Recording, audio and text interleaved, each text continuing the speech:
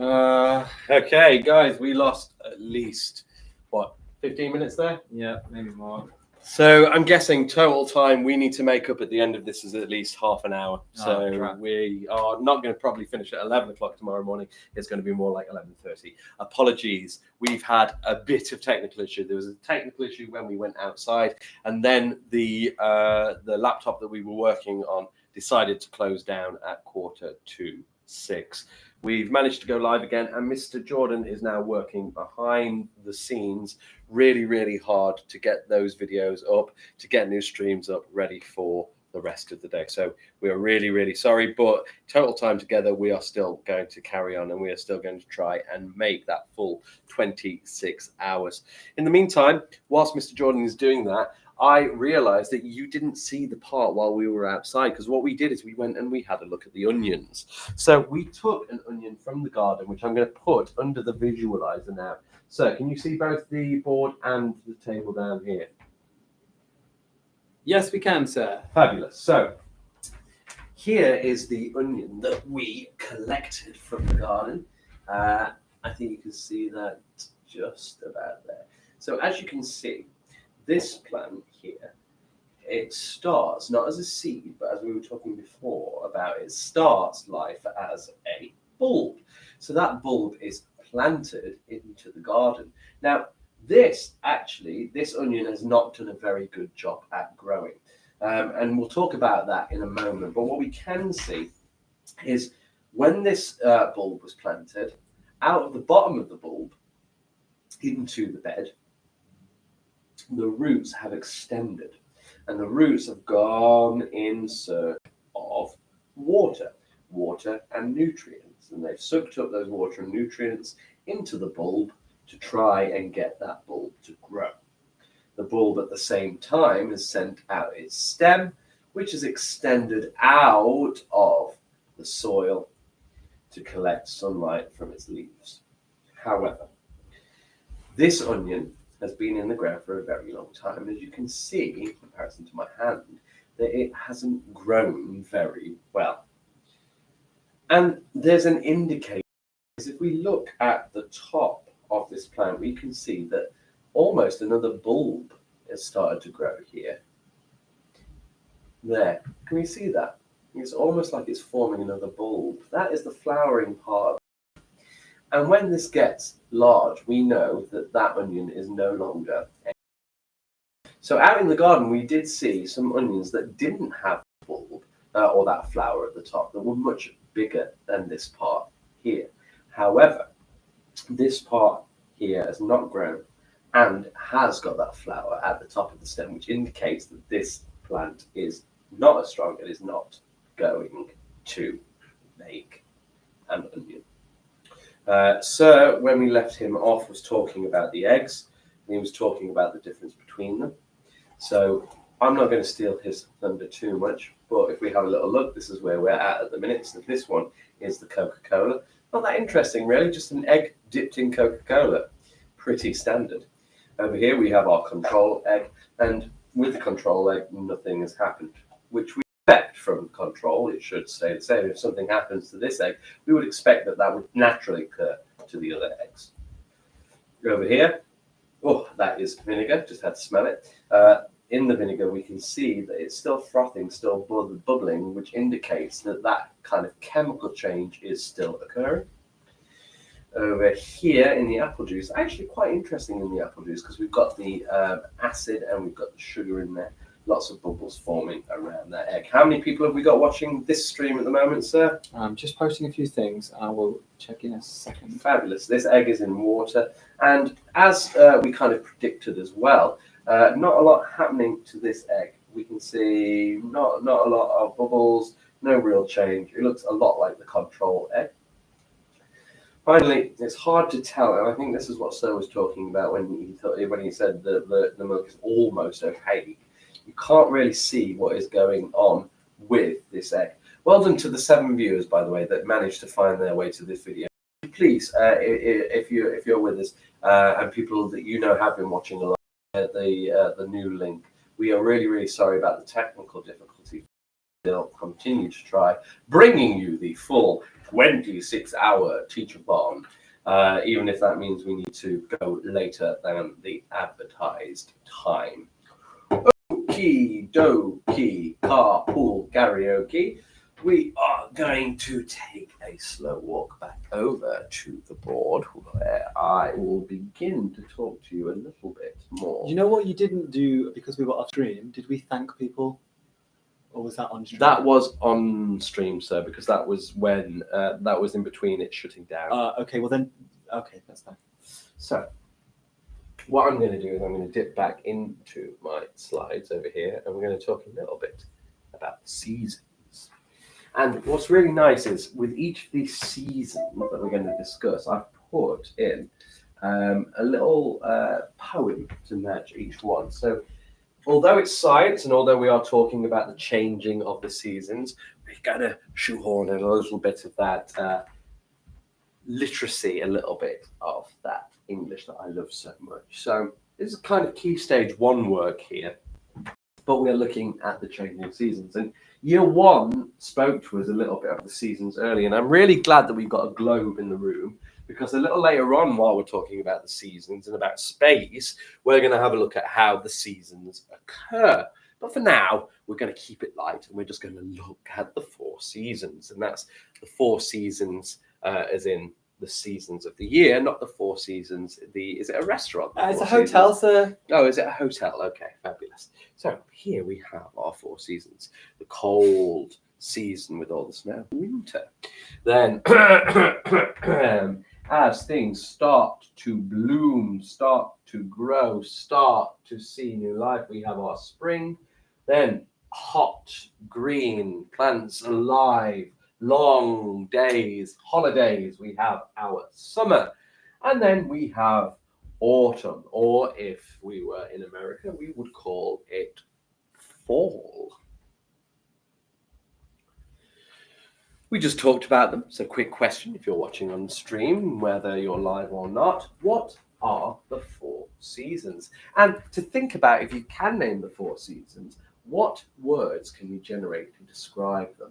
So what would you describe winter? What words come to mind? Winter, the initial words I think when I think about winter, I'm thinking about it being cold, I'm thinking about it being chilly, I'm thinking about it being maybe snowy, although that's not something that I've seen so much in Britain anymore. No, actually, in my mind, I'm thinking of words like cozy. Ooh. I'm thinking of log cabins Yeah. and warm fires and That's a good cups of shout. steaming tea. And in spring, the kind of like ideas of new life and the symbolism of new life comes to mind. In summer, heat, hot, holiday, excitement, fun. It's the prime time of the year, isn't it? It's when you get out, it's when you go and do things, it's when there's some events happening. And then in autumn, jumping into leaves, auburn coloured things, leaves falling, wonderful things happening at different parts of the year. So what are the differences between the seasons? Well, I mean, the core thing and the key thing really is the weather, but the weather affects the kind of things that we do within those seasons. Let's take a little look at each of the seasons in turn. And for each one of them, there's a little poem that I want to read for you. So here we go. And now it's spring. So we're going to start with spring. We're going to wander into summer. Then we are going to frequent autumn, and we are going to finish off in winter. Here we go. What do you think? We'll remember midnight, won't we, as a time to change stream? Can I do 1 o'clock? Will we remember 1 o'clock? Yeah, 1 o'clock's fine. We can remember that. Will 1 o'clock take us It'd to... be the best. It would be better. Well, I mean, it's 6 now. So That's 6. 7 hours. Yeah. And then 2 o'clock would be 8 hours. How long can a stream last? 12. Do 3 a.m. And then we can carry the other one on. So we'll change streams at 3 a.m. Okay, poem. And now it's spring. The grass is green across the hill, but yellow blooms the daffodil, with sunshine on the little stalk, a friendly flower. I bet they talk. With little kids too long inside, they burst outdoors to play and hide. Tracking mud and bringing bugs. Look, there's footprints on the rug.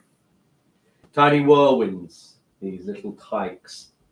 They skin their knees while riding bikes. They rip and roar. They're running wild. What fun it is to be a child. It grows warmer every day. Shoo the children out to play. Pick the flowers, play in mud. Too much rain. There comes a flood. My snowy winter days are gone. I mourn them, but I hear a song of birds in trees. Wind chimes ring. I guess it might as well be spring. Oh, that was a beautiful one, sir. Thank you, sir. So what language in this poem makes you think of spring? Well, for me, I think grass is green, the hills, the daffodils starting to bloom. Bloom is a really good word for spring. Little bits of sunshine, little stark, but starting to build. Friendly flowers, that's a really nice metaphor. I bet they talk. Some lovely words here, by the way. I should have said them about spring. We had in the chat people talking about crispy, slippery, fire burning, hot soup. Whoa, that is lovely, really, really lovely. Yeah, words, thank you for contributing that. That's really wonderful. Children playing, absolutely. People coming outside again. Bugs, like the mini bug hunt that we went on earlier. Footprints on the road, tiny whirlwinds, little tides, all about children playing outside, which is wonderful. And you can start to do it again in spring. And I really love that last bit, even though the world is mournful for summer, it's for winter, it's missing its winter, the beauty of its winter. It's happy that spring is coming and that all the things that spring bring with it is there. So what weather are we experiencing in spring? Because this is Key Stage 1, and part of Key Stage 1 is to consider the weather that we have within springtime. And within springtime, generally starts to get a little bit warmer, a little bit brighter, but actually sometimes it can still be a little bit cold, jumper weather. And we've known frost here in the UK in spring, but generally it's when the world starts to wake up. So a little bit warmer and the days are getting a little bit longer. Okay, let's move on into the summer months. I've got a poem here called Summer Magic. Now it's very bright, so you might not see this very well, but don't worry, I'm going to read it to you. Here we go. So many cares to vex the day. Sorry, this is called Summer Magic by Leslie Pinkney Hill. So many cares to vex the day, so many fears to haunt the night. My heart was all but weaned away from every lure of old delight. Then summer came, announced by June, with beauty, miracle, and mirth. She hung aloft the rounding moon. She poured her sunshine on the earth. She drove the sap and broke the bud. She set the crimson rose at fire. She stirred again my sullen blood, and waked in me a new desire. Before my cottage door she spread the softest carpet nature weaves, and deftly arched above my head a canopy of shady leaves. Her nights were dreams of jeweled skies, her days were bowers rife with song, and many a scheme did she devise to heal the hurt and soothe the wrong. Wow, that's beautiful, sir. For on the hill and in the dell, or where the brook went leaping by, or where the fields would surge and swell with golden wheat or bearded rye, I felt her heart against my own. I breathed the sweetness of her breath, till all the cark of time had flown, and I was lord of life and death. Wow. Now the language in that one is pretty complicated, especially talking Key Stage 1 stuff here. But actually, it's a metaphor, isn't it? That it's a metaphor that life is coming in, that things are being stirred, that beauty has arrived, and that she, the summer being presented as a person, is bringing all of these joys to us. Some really, really lovely language in there. Miracle, mirth, aloft, rounding moon, poured her sunshine, and that carpet. I like that carpet that nature weaves, a carpet of grass and flowers and trees. Would it be fair to say a science to this poem?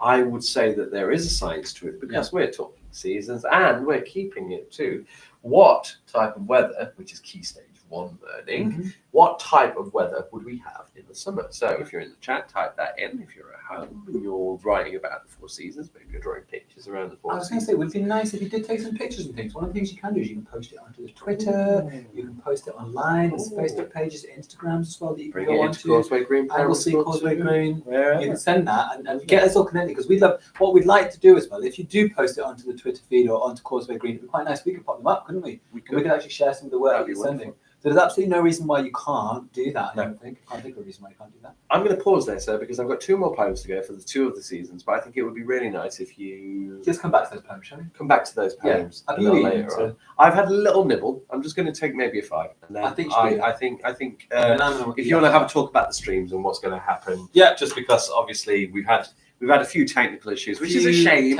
It's a shame, but hopefully people will find us and we'll get back on. Yeah, they'll work it out. We'll start to build that up. All right, I'll let you. Thank you. Yeah, so just explaining. Well, I guess all of those of you who are here, you already know it. So luckily, we're back on the stream. I've reposted that onto Twitter. I've reposted it all over the place as much as I can do. We've also set up now. We've had to change the times of the stream slot. So if you had thought there was an original time slot, actually, that's one thing at some point I need to do. I need to change that on the Just Giving page. Didn't do that. We will alter those streams and get you onto the right one. And actually, that would be an easy thing, sir. If you want to go onto the Just Giving dashboard that's just up there, okay, what we need to do is to copy this in one the here? description. That's the one. Somewhere there must be a way of editing the page. Do you want to just hop back on? Yeah, because just I think that'll be quickly. the easiest. And I'll just unpick. So, talking about the summer and just going back into the summer then, where we were, the kind of weather that we would expect. Well, in England, can you remember what climate we have, sir? Well, we have a It is, but I think there's a specific name, isn't there, for our climate in the UK? Does it begin with T?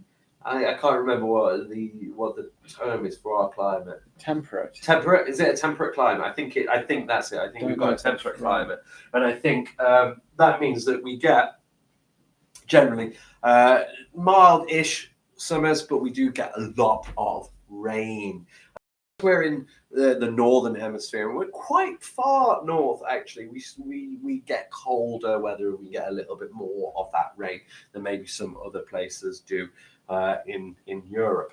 But in the summer, fingers crossed for this summer, because I've been noticing it less, sir. I don't know about you, but I've been noticing less in summer. I'm not touching that. It's gone a bit weird. I'll just give you page. I think we should just leave that. Okay. I might come back to that later if that's all right. No problem. It's all gone odd, and it says we're in Illinois at the moment. I'm just gonna. I don't think we're in Illinois. I don't know. I don't know about you, sir, but I was just saying that our summers aren't the best, and I feel like the last few summers have been particularly bad. I haven't noticed really, really very nice summers. They seem to get here a little bit early, and they seem to linger a little bit late. But the actual core summer doesn't tend to be that warm or nice. No, and it's kind of the same with the winters. They're stretching out, and also they're not as exciting. I really like it when it gets super cold. It gets all icy, and all that snow pours in. But that seems to have gone.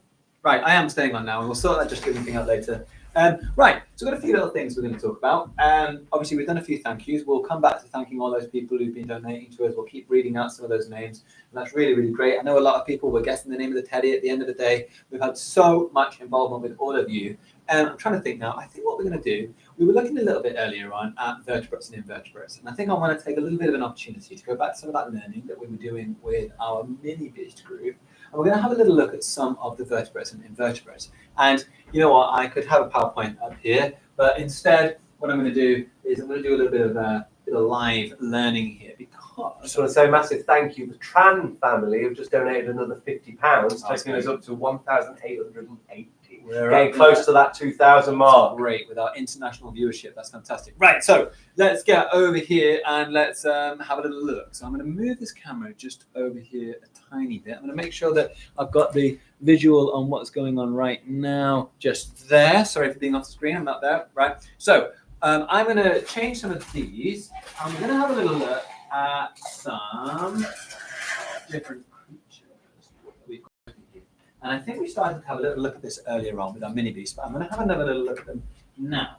And we have some of the stages in the life cycle of a particular invertebrate, which I think is quite exciting to have a little look at. And that particular invertebrate, and that's a little bit hard to see right now, is the caterpillar. And the caterpillar goes through multiple different stages. We're going to have a look at some different skeletons, some different vertebrates. We're going to have a little look at those. Maybe later we'll get some more mini beasts out and have a little look into them. But what we didn't do is go into the changes that some of these creatures go through. And although it's very hard to see, well, they are absolutely tiny. The caterpillar doesn't actually lay eggs. And you think to yourself, well, what are you talking about? How on earth can a caterpillar have babies? Well, it changes its form. And as it is growing up and it's growing older, it metamorphosizes into something completely different, which is, of course, as you know, the butterfly.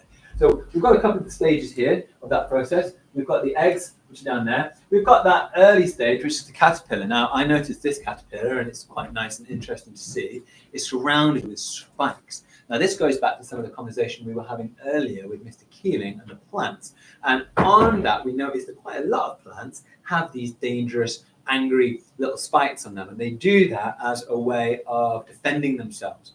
Okay, it's a mechanism for stopping them from getting attacked by predators. So I love that it has evolved those. This is the first stage, and the caterpillar's sole purpose in life is to munch, or as much food as possible. Okay, so there are lots of different animals that go through a sort of a period of changing, and they metamorphosize into something different. I think a lot of you know about the tadpoles. We might go and have a little look at the pond in a little bit, and we'll see what's going on with that.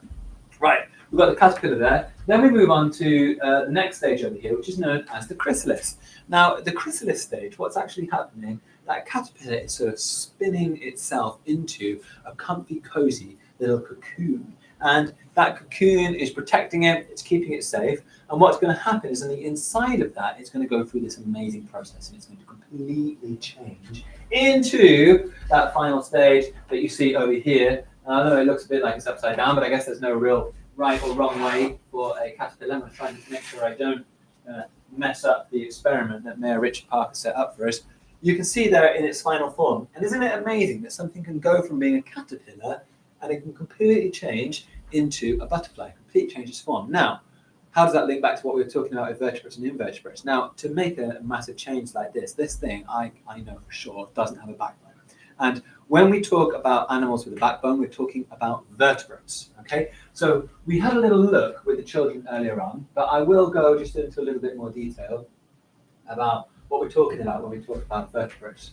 That was the tooth earlier on. So for our vertebrates, animals kind of split off in all sorts of different ways. All good? We'll have life's origins, which were probably a small, tiny prokaryotypes, tiny little things, prototypes, not prototypes, prokaryotypes, the tiny little living entities that were like before bacteria. Oh yes, prototypes. Right. Which were the very sort of origins of life, which we'll look at when we come to evolution. But that is kind of split off, and we go into these different kind of groups. We call this a bit like a tree. Okay. Now we've got this journey that goes off into little microbes and things like bacteria and such, little microbes. And we've got a little root that comes off. I don't think I've done my tree very well here, actually. I'm going to just rub this tree out slightly. So yeah, we've got this branch that's coming off over here, going off into my kind of bacteria. And as we know from the digestion system in the gut garden, we're going to come back to food categorizations. And that's what I was doing, wasn't it? That's a very good point. I need to finish off doing the food stuff.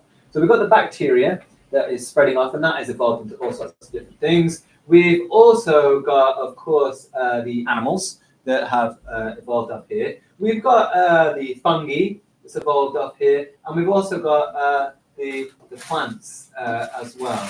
We've got these lovely fungi. I think we're a little bit more closely related to fungi than plant-like fungi.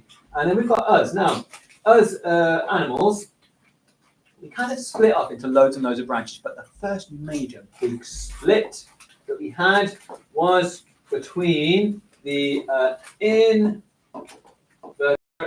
sorry for my handwriting, and the vertebrates. Okay. Now, what this was is it was a little moment in our evolutionary journey when one group of the animals evolved something known as a backbone, a spine. And when I say they had a bit of backbone, I'm not talking about that as a metaphor and implying that they had a little bit of spirit and gusto about them. I'm talking about they literally formed a sort of a frame, a structure. Okay. The invertebrates, on the other hand, they didn't do that. they had a variety of different systems. Now, a lot of you might say, well, they had exoskeletons. Well, certain ones might have evolved exoskeletons, but I know there are all sorts of things on this journey that completely evolved differently in the invertebrate family. So we do have those things like the isopods that we looked at earlier. We've got the spiders and the ants and things, solid exoskeleton, and we've classified these predominantly in the insect and the arachnid, and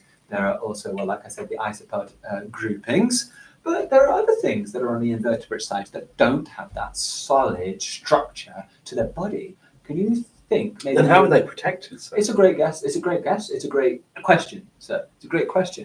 Could you have a little think? Maybe a little chat in the chat. Maybe. Oh, we're back up to 11. We've got 5 thumbs up. That's good. Let's keep growing. Let's keep sharing. Growing, keep sharing. Yeah, we need to just make sure. And where's Mr. Keeling? Mr. Keeling is here. If Mr. Keeling ever or either of us go out of this room, we need to make sure that we bring the hotspot with us. That was the first mistake that we made. So you can help us to stay on top of that. Well, I can see some things in the chat. I can see the first comment in the chat there that says, really nice haircut, sir.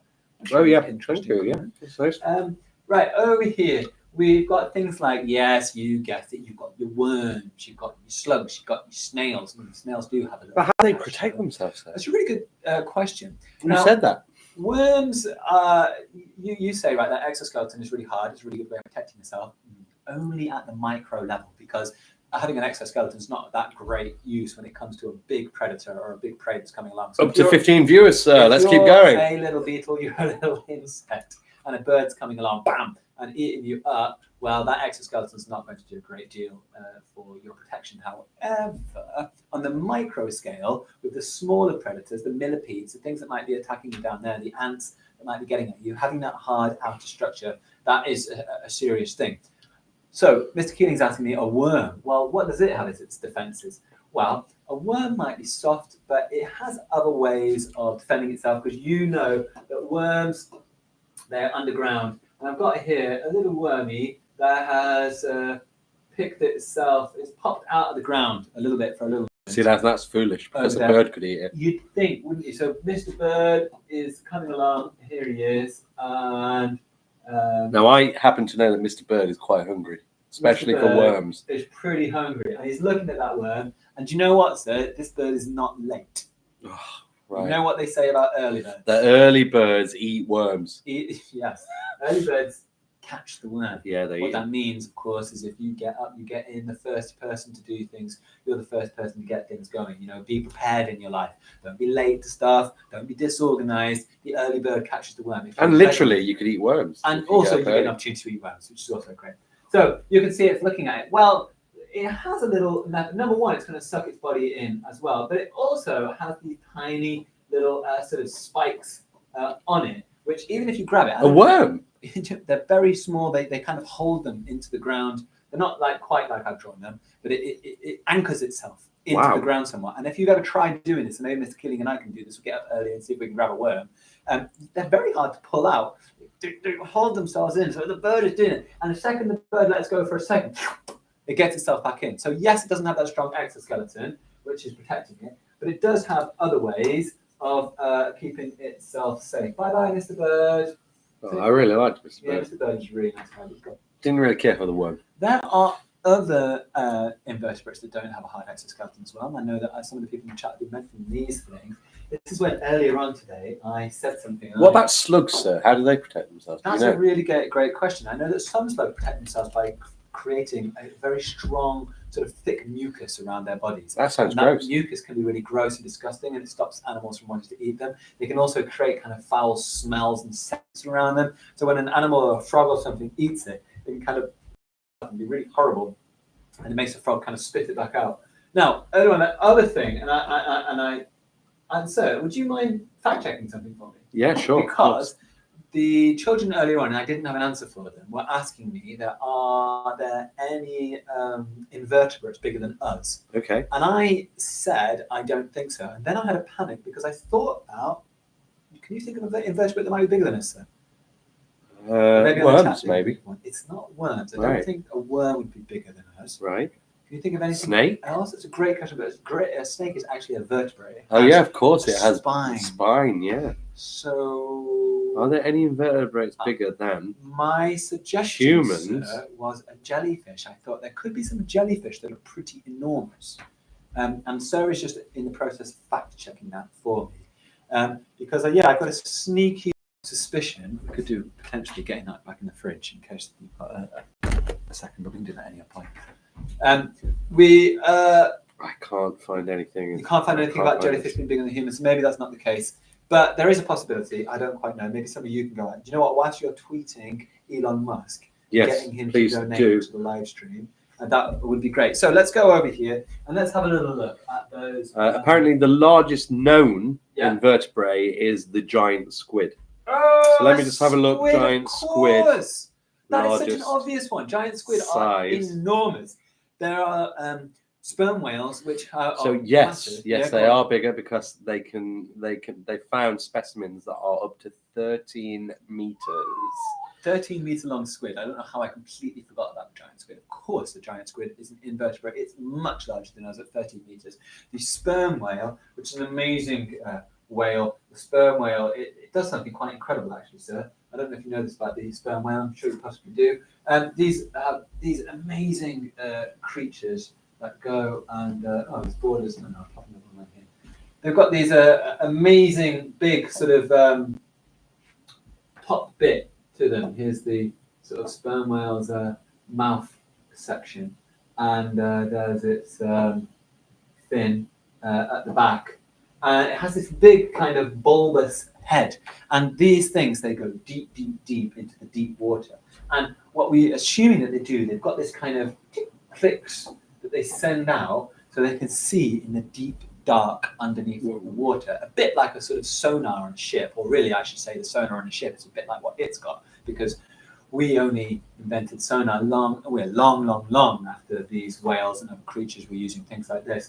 And so deep down, there could be a giant squid with its long tentacles, and it's got these massive ones that come off as well, like this, and huge eyes. Can I ask, sir, why would a giant squid be flying a kite? It's a really great question. They're actually underwater at this point. So what's the kite? Well, that's not actually a kite, but the squid has a kind of pointed kind of head. I guess it's really good for shooting through the water. It's a very aerodynamic shape. So if you think about the aerodynamics of the head, if you just had a flat surface like this, and you were trying to push through water, there would be a great deal of resistance on it. And if you go back to the part 1 stream, you can look at the work that we did on air resistance. Well, the resistance in water is much greater because you know that in air is a gas, and it's quite easy for us to move through it. We can't completely move through it. There is a point when it just becomes too hard to move through it, when air resistance becomes great enough. But in water, you know, when you slosh around in it, it's kind of thicker. There's much more resistance to it. And this flat surface offers a much more resistance. So the squid has a more streamlined kind of shape to it. And having this kind of streamlined shape enables the squid, and there's the 2 eyes down there, the resistance, it kind of flows kind of over. Just got to say, a message from Caroline Penn, sir. She is loving this. She's loving this. That's great. Well, I hope that loads of people are really enjoying everything that's going on. I hope that people, dipping in and out. I'm hoping that people are really enjoying this. She also loves the kites too. She loved the kite. Well, it was a beautiful kite. So here, this squid is aerodynamic. Well, it wouldn't be aerodynamic. I guess that would be in the air. So whatever it is, it's dynamic in the water. And it's able to spread it across. That's a little bit like, so I don't know if you've ever seen a bullet before. Well, bullets are designed to fly through the air at great speed. So for all sorts of reasons. For example, we used a bullet in the most recent, fusion generator in Britain. We're trying to find out a way of creating energy on Earth without having to put in a fossil fuel. Wow. Britain is really advanced in this. Now, one of the ways that we did this, we fired a bullet really fast that created a blast of energy. So the bullet is not shaped like this because that would offer such resistance. Yeah. What kind of resistance? The air resistance. In this fabulous! And if people want to learn more about air resistance, what could they do? If people want to learn more about air resistance, it'd be really good to tune into part 1 and to go to the part where year 5 turned up and they taught us all about air resistance, and it was absolutely fantastic. I'll definitely turn on to that. So, getting back to the squid, we got a little bit distracted over there, so didn't we? So where did I get to? So we were talking. You were talking about bullets. The squid, and we were talking about sperm whale. I've got no idea why we're talking about sperm Are whale. you talking about sonar? Well, I've got no idea why we're talking about that either. Anyway, so we'll look at a bit of sound later on. It does this, and when it notices something in the deep, dark depths of the ocean, there is a kind of wave that bounces back. In fact, you know what I'm going to do, sir, to make that a little bit more, is I'm going to change the colour. Let's have a look at this working nicely. So a kind of wave bounces back, and bing, it then notices where that thing is. Now, this is up for debate, okay? Now, one of the great things about science is there are things we know for certain, but there are things that we're not sure about, and we put out these ideas, these concepts, these possibilities. One of the things we think from recording sperm whales, because what they manage to do, they go too deep for us to be down there and watch it. It's way too complicated. You can't just send a diver down there. It's not possible. They managed to pop a tag onto one of these that was listening in to what was going on, and they noticed that something happened. They were going bing, bing, bing, bing, bing, bing, noticing where the squid was, and then there was a kind of radio silence, and then suddenly this noise, like real quick, and I think that was then potentially to confuse the squid, and so that the sperm whale could open its mouth. It's got these long, sharp teeth that look to me a bit like canines. If you want to know a little bit more about canines, don't forget back onto part 1. If you check out when year 4 came onto the live stream, they were talking all about different teeth and parts of the digestion. So it can then grab it. Now you say to me, sir, what are you even talking about giant squid? Surely they're not real. We don't see giant squid anywhere. You can't go swimming and find a giant squid. These things are too deep in the ocean. How do you even know they exist? Because there isn't much evidence James Cameron of them existing. James Cameron being someone who's been out discovering them, but even James Cameron hasn't found one. Well, I'm going to change colour again. When you have a look at sperm whales, and we can monitor sperm whales are a mammal. They're a vertebrate. They have a backbone, and being a mammal, it means they cannot actually breathe underwater.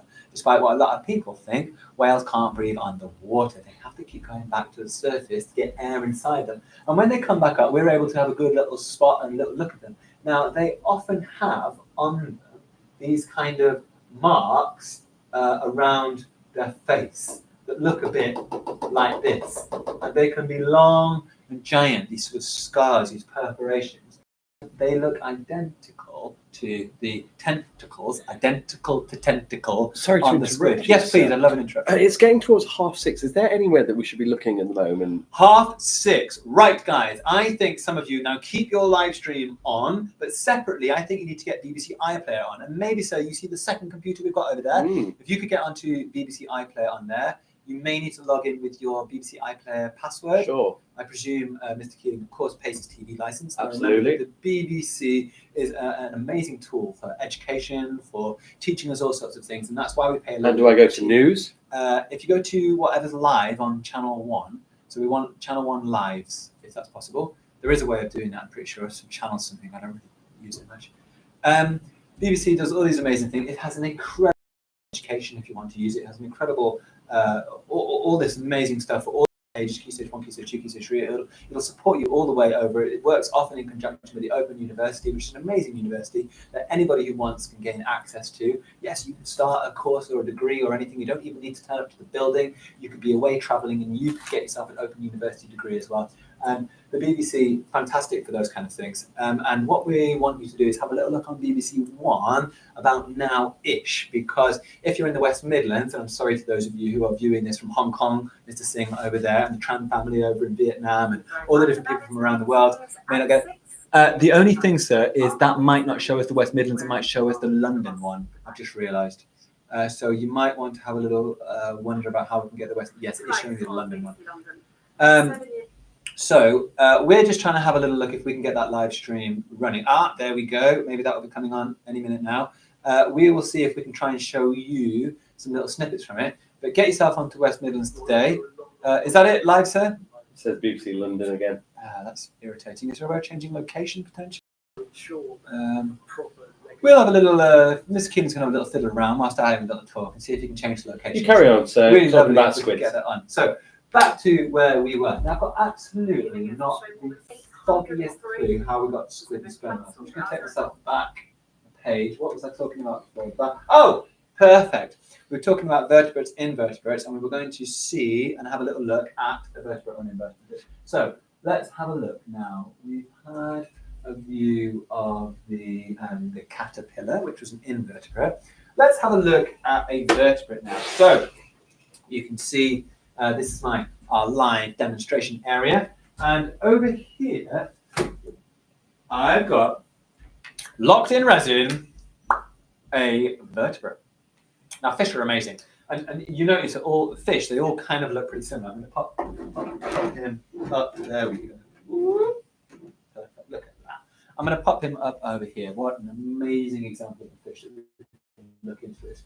I don't know if this is 100% true. Maybe some of you can fact check this, but I did hear that even though fish are similar, in some cases we might be more related to one fish than that fish is to the other fish next to it. And that fish have gone on an absolutely amazing journey of evolution. But that shape of a fish is such a effective and beneficial kind of shape. It just works in that environment. It's just the best one. That loads of different species have sort of evolved themselves into that kind of shape, which is amazing. Oh, I heard the word children, sir. I got a bit excited there. No, it's not that. I've got Midlands today on. Oh, brilliant. It's not. That was at the moment. Oh, okay. Yeah, we did manage to get it last time, didn't we? Got Midlands today. Up on the computer. Computer. I think it's because we're just connected to the internet. This is 5G, so it's picking up Midlands. I can't seem to get Midlands on there. Well, you could connect that up. You could connect that one up to the 5G if you want, sir. The second computer. If you go onto the Wi-Fi connection, and then we go up to backup network, and I think it's 1, 2, 3, 4, 5, 6, 7, 8. Right, well, we're going to check in with that. We'll see if that's going on. So here we've got this vertebrate, which has a very clear backbone. So you can see along here, all of these segments are part of the backbone of this fish. And believe it or not, you might look incredibly different to a fish, but you have a similar structure inside your body. You have a skeleton, and you also have all of these kind of ribs and parts to you as well. 1, 2, 3, 4, 5, 6, 7, 8. Does that not work? No. Okay, I tell you what, sir. For 2 seconds on the thing, I remember what it is, and I'm not going to say it out loud. Okay. I can tell you what it is. Oh wow, fishbone! I can see lots of different parts. So I can see going down here. Wow, look at the structure of that. It's so intricate. You wouldn't imagine that would be inside a fish, would you? And that's why you've got to be very careful when you're eating fish, because obviously when you're filleting the fish, you've got to make sure that all of those tiny little bones are taken out from that fish there. I have no idea where you were, sir. What were we talking about? The deep, the ocean? We were just looking at how it is very similar to the structure of our own body, which is quite amazing, I think. For a fish, yeah. I mean, ultimately, it's doing the job which our skeleton will do, which is to protect the major parts of its body. And that's really what it's all about. It's about protection, protecting the organs and keeping us alive and keeping us, helping us to survive. So yeah, absolutely, fishbone there. Let's go back to what Sir was looking at before. Let's go back to his diagram. So he was talking about invertebrates, vertebrates, animals, fungi, bacteria, plants. There's quite a lot stemming off from this. So maybe we could talk a little bit more about invertebrates. Is there any invertebrates that we can think of? Maybe we can start listing some vertebrates over here. Well, obviously we've got us as humans, we have spines. And then lots of mammals will also have spines because we are part of that group. So within this group, we've got things like dogs, and we've got cats, and we've got cows, and we've got all the animals that generally we can think of within the group of mammals. So we've got primates, we've got, I don't know where you're going with this, so I don't know where we are heading. So. I've got no idea. It says that you can actually change the location on here, but I guess ultimately it doesn't. We can find it later on, can't we? I think you finish off this, sir, and then we'll stop. Yeah, and then we'll start. We'll go on to something else.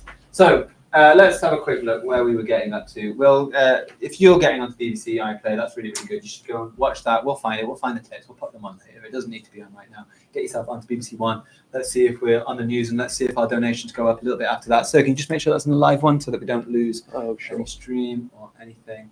I'm not going to connect that second one to the same network because It should have a live That next one, to it. Yeah.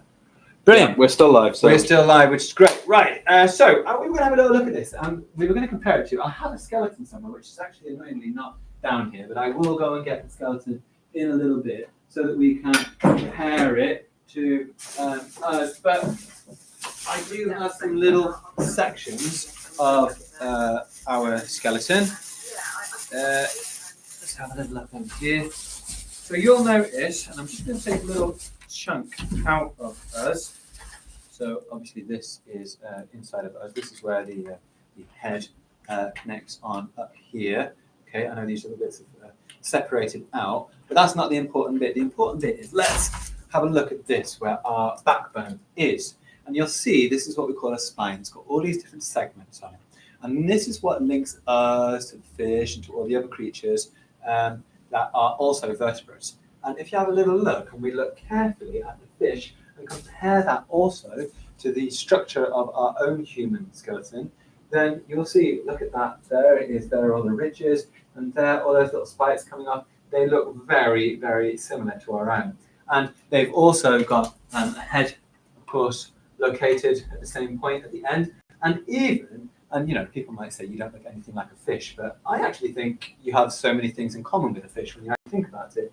You've got the two eyes at the front, the fish has got the two eyes at the front. You've got the little nosy part that's popping up here. You've got the little mouth down here. And I know all of that's very different, but it's surprising how similar all these things are. And that's because we share such a similar evolutionary journey with all these other creatures. Okay? If I took any kind of other skeleton, anything, and we had a look at it, you would notice an amazing quantity of similarities. For example, I'm going to show you over here. This is the skull, and this is Penn's skull of a human skull.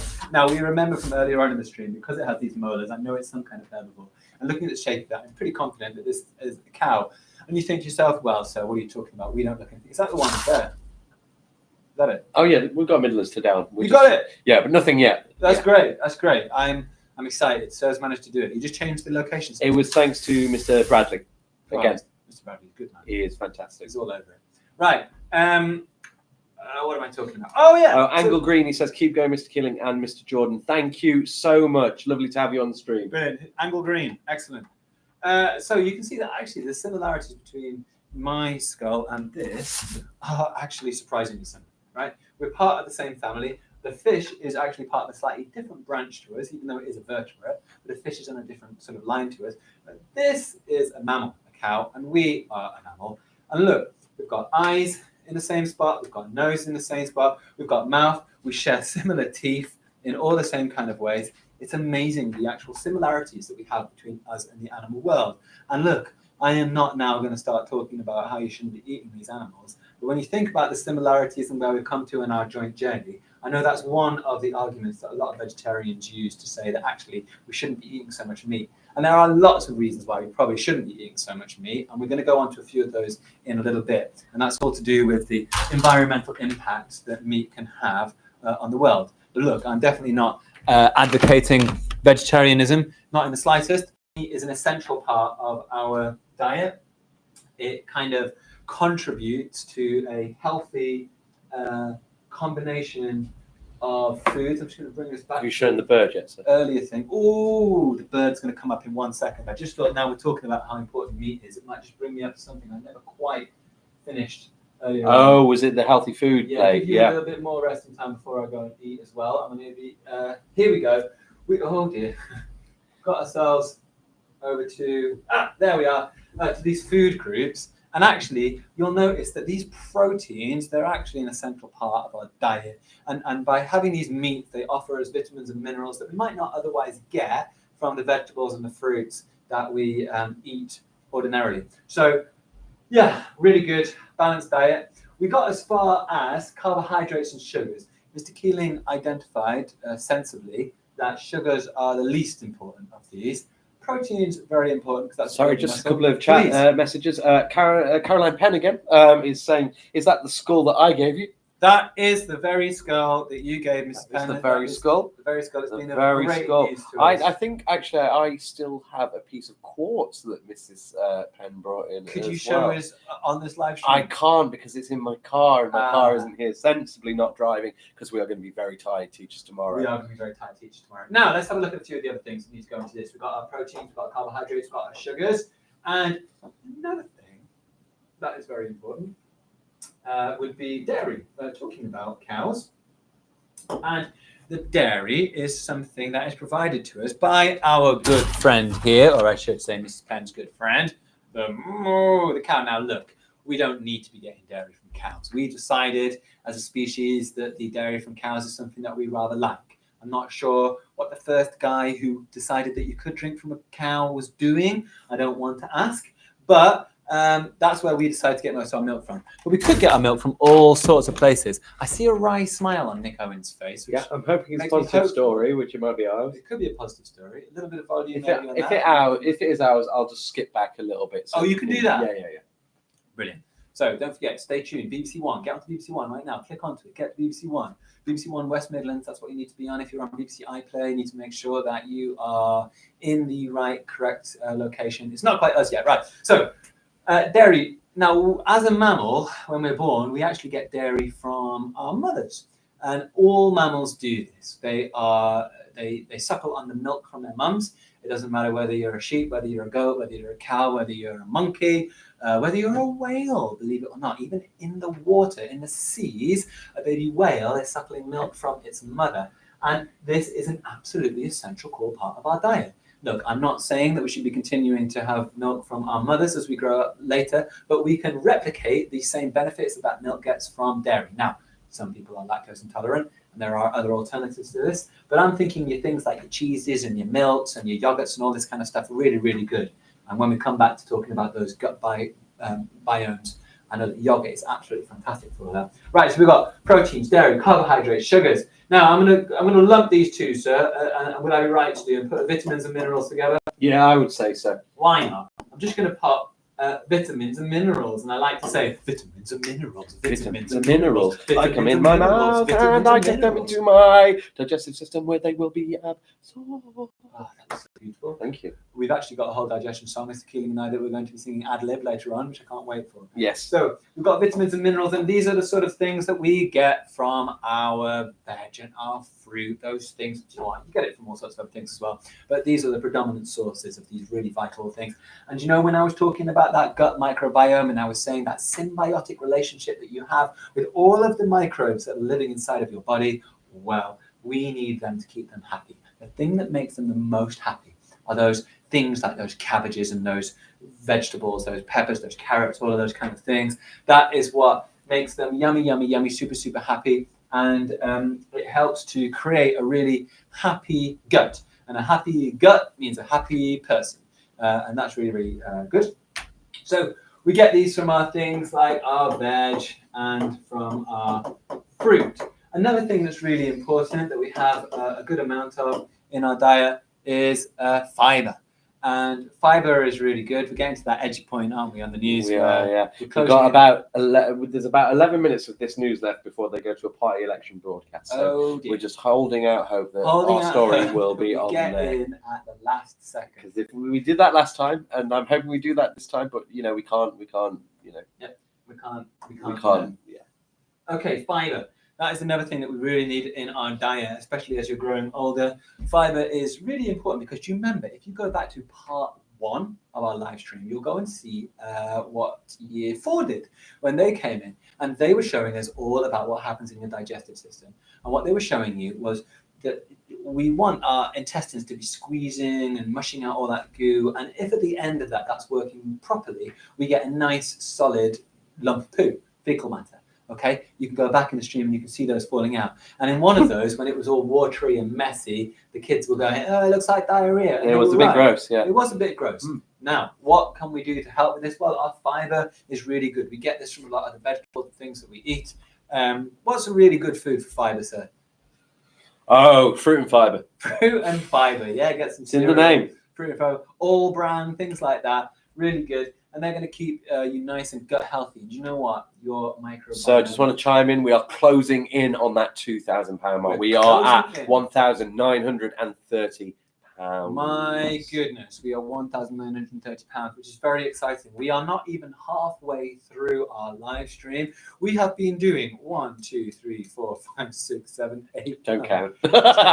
We're not even done 10 hours. Wow. If we've not even done 10 hours, that means we've got at least 16 hours left to go. Wow. 16 hours. I mean, my head is starting to pulsate a little Yeah, bit. I've got that. Yeah, I've got the old pulsating head. I have yet to sit down and have a meal today. So I'm really Sorry, that's what you're going to do in a second. We're going to do that. Okay. Right, we've got Nick Owen. This has got to be the one. Nick So Owen. let's turn the volume up. Smiling. No, coming up. Oh dear. We calm ourselves down. It doesn't matter, if we don't make it onto the news. We are on the radio, which is really, really Tractors. And I'm sure you're watching BBC One alongside with me. What's the other thing that's coming up, sir? Who knows? Doesn't matter. So, really, I guess what we were talking about when it comes to that balanced diet is you need to have a balance of all of them. Okay, you need to have that nice.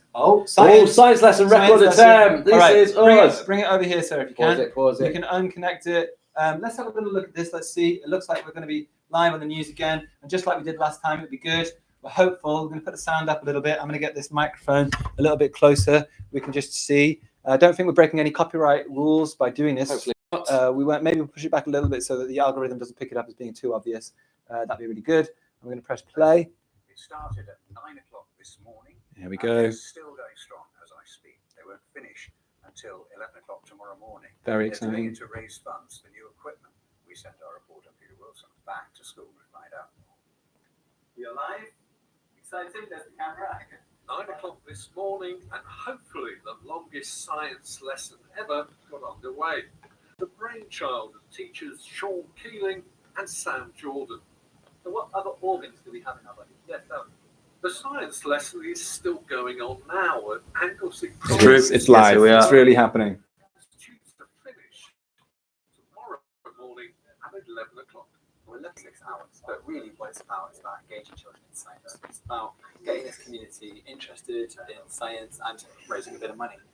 One of the problems that we found is that a lot of families are still struggling post-COVID. We don't have access. We're made for TV, I think. I think so. Yeah. To do their homework, they aren't having ways to access all sorts of learning. The world record attempt is a joint effort with the Lizelle School and Causeway Green Primary School. Yes. Oldbury. Wonderful. Causeway Green. Lesson, they got to the heart of the matter, dissecting how our sheep's hearts. This went well. You need to watch this. The heart and how important it is to human body. It's without Dad. we wouldn't be able to survive. World famous. Amazing. Look at that on the news. Whoa. This is not the first time that these two have tried something like this. The first Teach-A-Thon took place during COVID, and they helped raise £6,000 for laptops and Wi-Fi equipment so the children. Look how engaging we are. Lessons. I think we're bouncing off each other, and we're almost kind of challenging each other. Come on, let's do one more hour. Come on, let's do one more lesson. Let's keep going. You can follow the lesson yourself on YouTube. If anyone can break the world record, then it's these two. Peter Wilson, BBC Midlands Today, learning. Wow, 26 hours of science. I used to start with 26 minutes of science. 26 minutes. They're going. That is a Smashing it great again. line. That is a great line. So I will let you finish your lesson, and then I will jump in, and you can have something to eat. Finish it Yeah, off. I think food is really important. Things talking about, but I don't know where we got to. We were talking about all these food groups, but I think we were also kind of in the middle of looking at vertebrates and invertebrates. And the only reason I see that is Mr. Keeling showed me one other invertebrate. We were looking there at resistance. Let's go back to this. He showed me one other vertebrate, which is here, and this is another. I think we have got all of these. Seems to be for some Chinese location. Who knows? Great, love it. Thank you, China. This looks like it is a rabbit. Do you think so? I don't think that's a rabbit, sir. I think the beak kind of gives that one away, don't you think? Oh, it must be a moose. Yes, moose. Right. The moose beak. So we've got a moose beak here. Let's go and put that onto the big screen over here for 1 second. Let's have a little look at it just before I go and put a few of those lovely healthy things. Carbohydrates you need. Carbohydrates. That'll give you some energy, right? Whoa!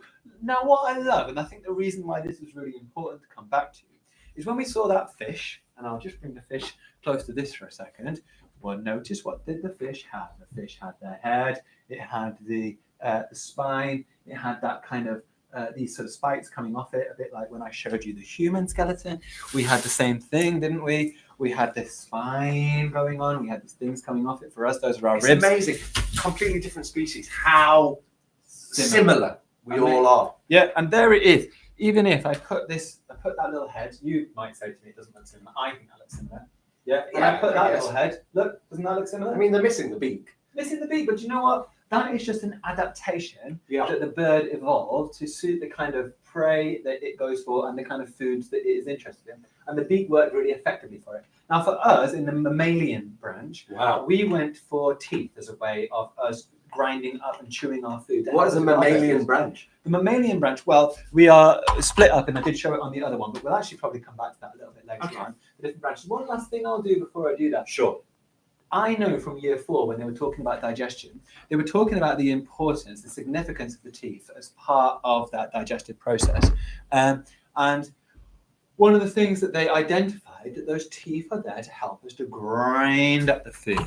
They help us to mash it up, okay? Depending on what you are, if you're a herbivore, you might be grinding it side by side using those molars, less than your canines.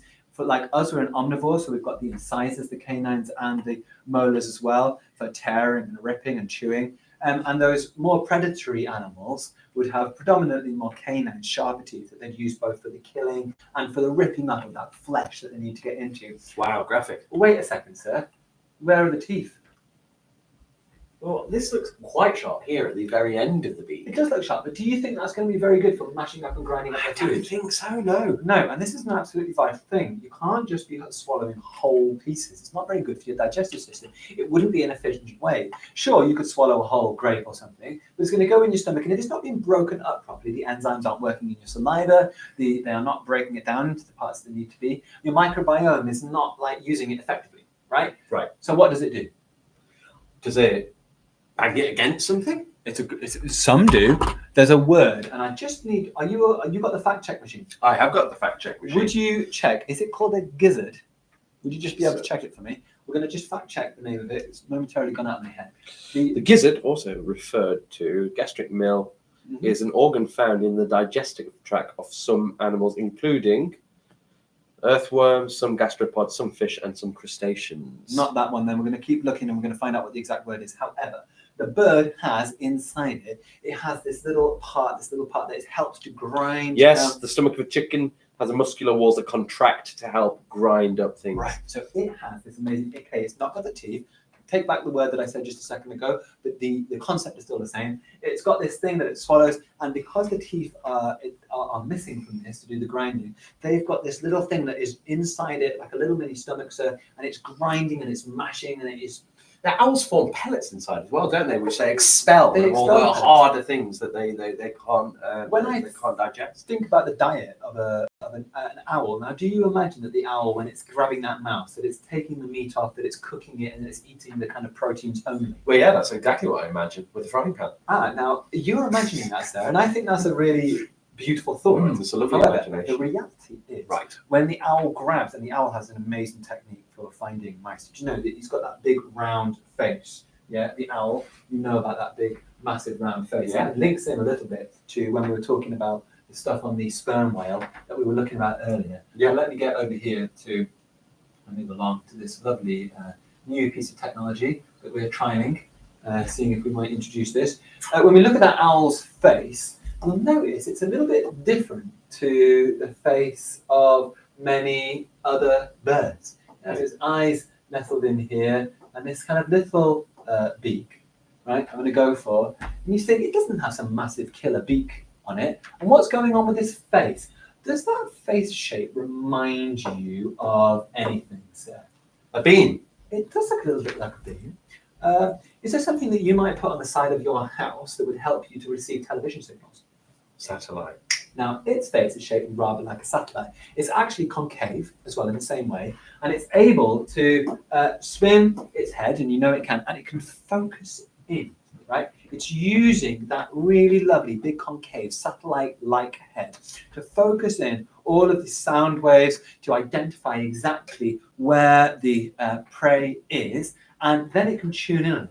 It has absolutely amazing eyesight too. It also has another real big advantage that it's evolved, that when it flies almost silently. I don't know if you can answer. You can hear a pigeon flapping around, making a mess of it. But when this owl is flying, it's like almost silent, just swooping in. The only thing that you're likely to hear potentially is the air resistance around it. Maybe you don't even hear that. I kind of just made that bit up on the spot. But it silently comes in. It uses this to focus in all of that energy so that it can come and take its prey. Why did I start talking about the owl?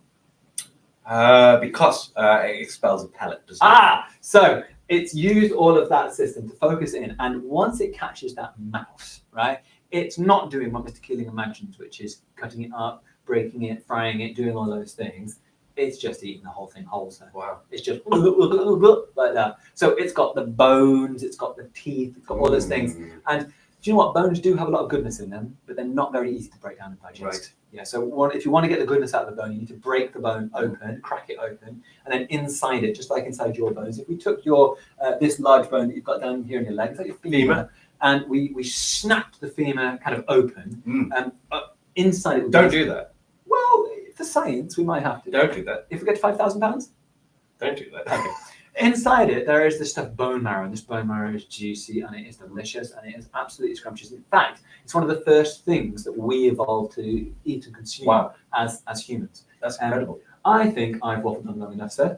I'm going to just get a few carbohydrates into my I think you body. absolutely should. So I'm going to go back to that poetry that I was discussing with the Key Stage Can't wait to hear 1 younger children later. Now, just checking back in, we have raised £1,930 so far. We are closing in, 70 away from the £2,000 mark. Now, if we hit our target of £3,000, you can find the link just below the video to donate. And also, don't forget to tweet. Who was it that we were tweeting? Elon Musk. Elon Musk. Please tweet Elon Musk. I believe he's had a pay rise.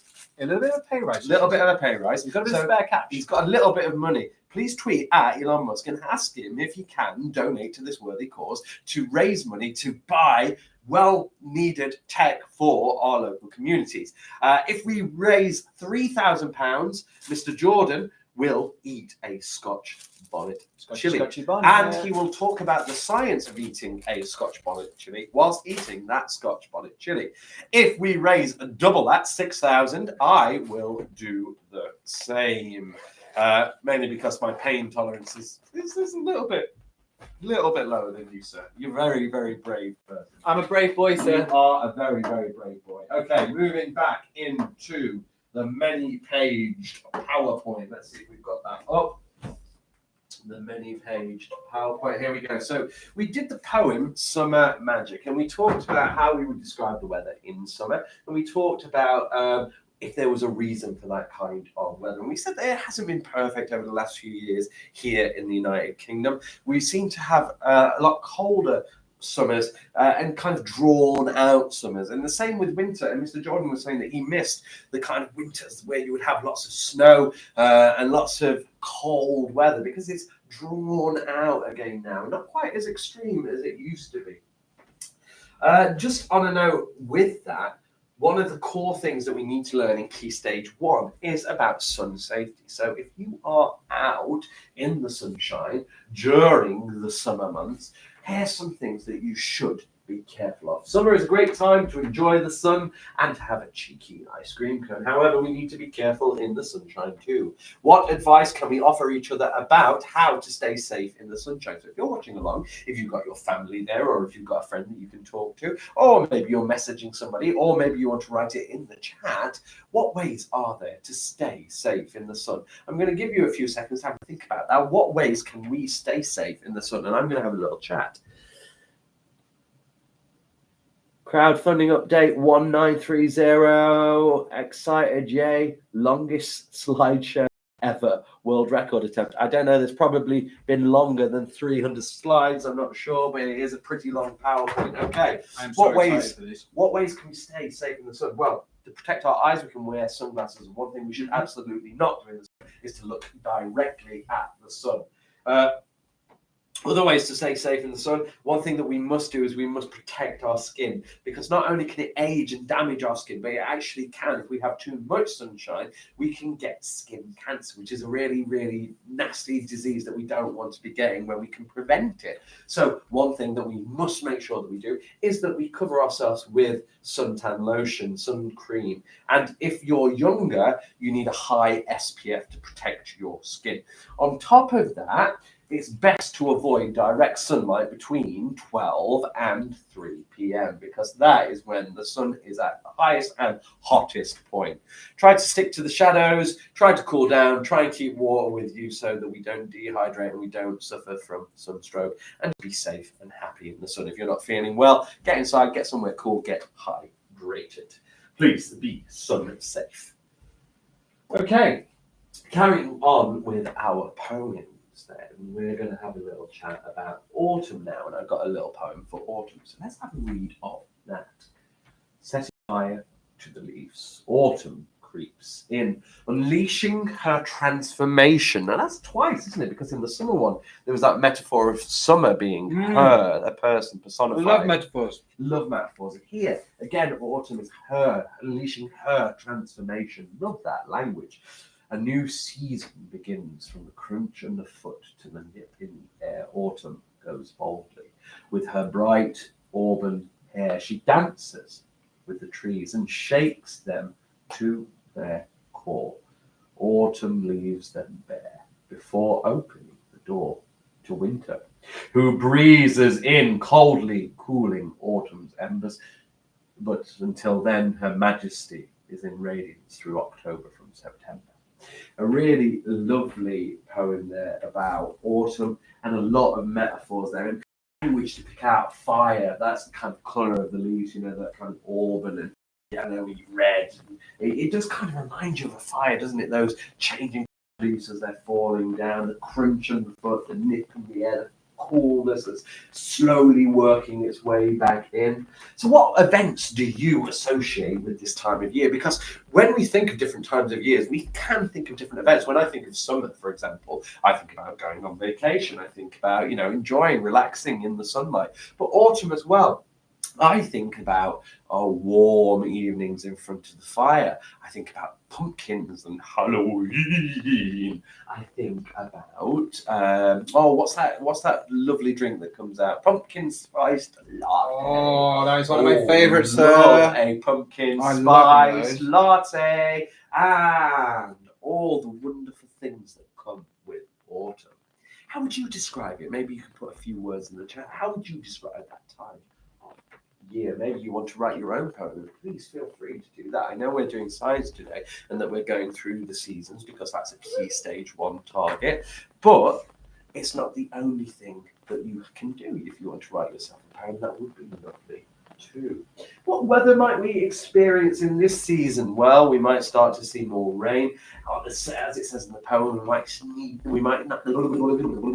might start to feel that chill breeze in the air, and the warm, long days may start giving way to cold, darker nights as the winter starts to creep back in. Okay, we're going to go on to our last poem now, and on to our last season.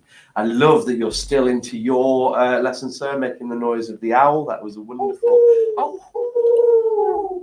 Okay, and here we go. So, I put this in there, not because it's probably the most wintry poem there is, but this is a beautiful poem.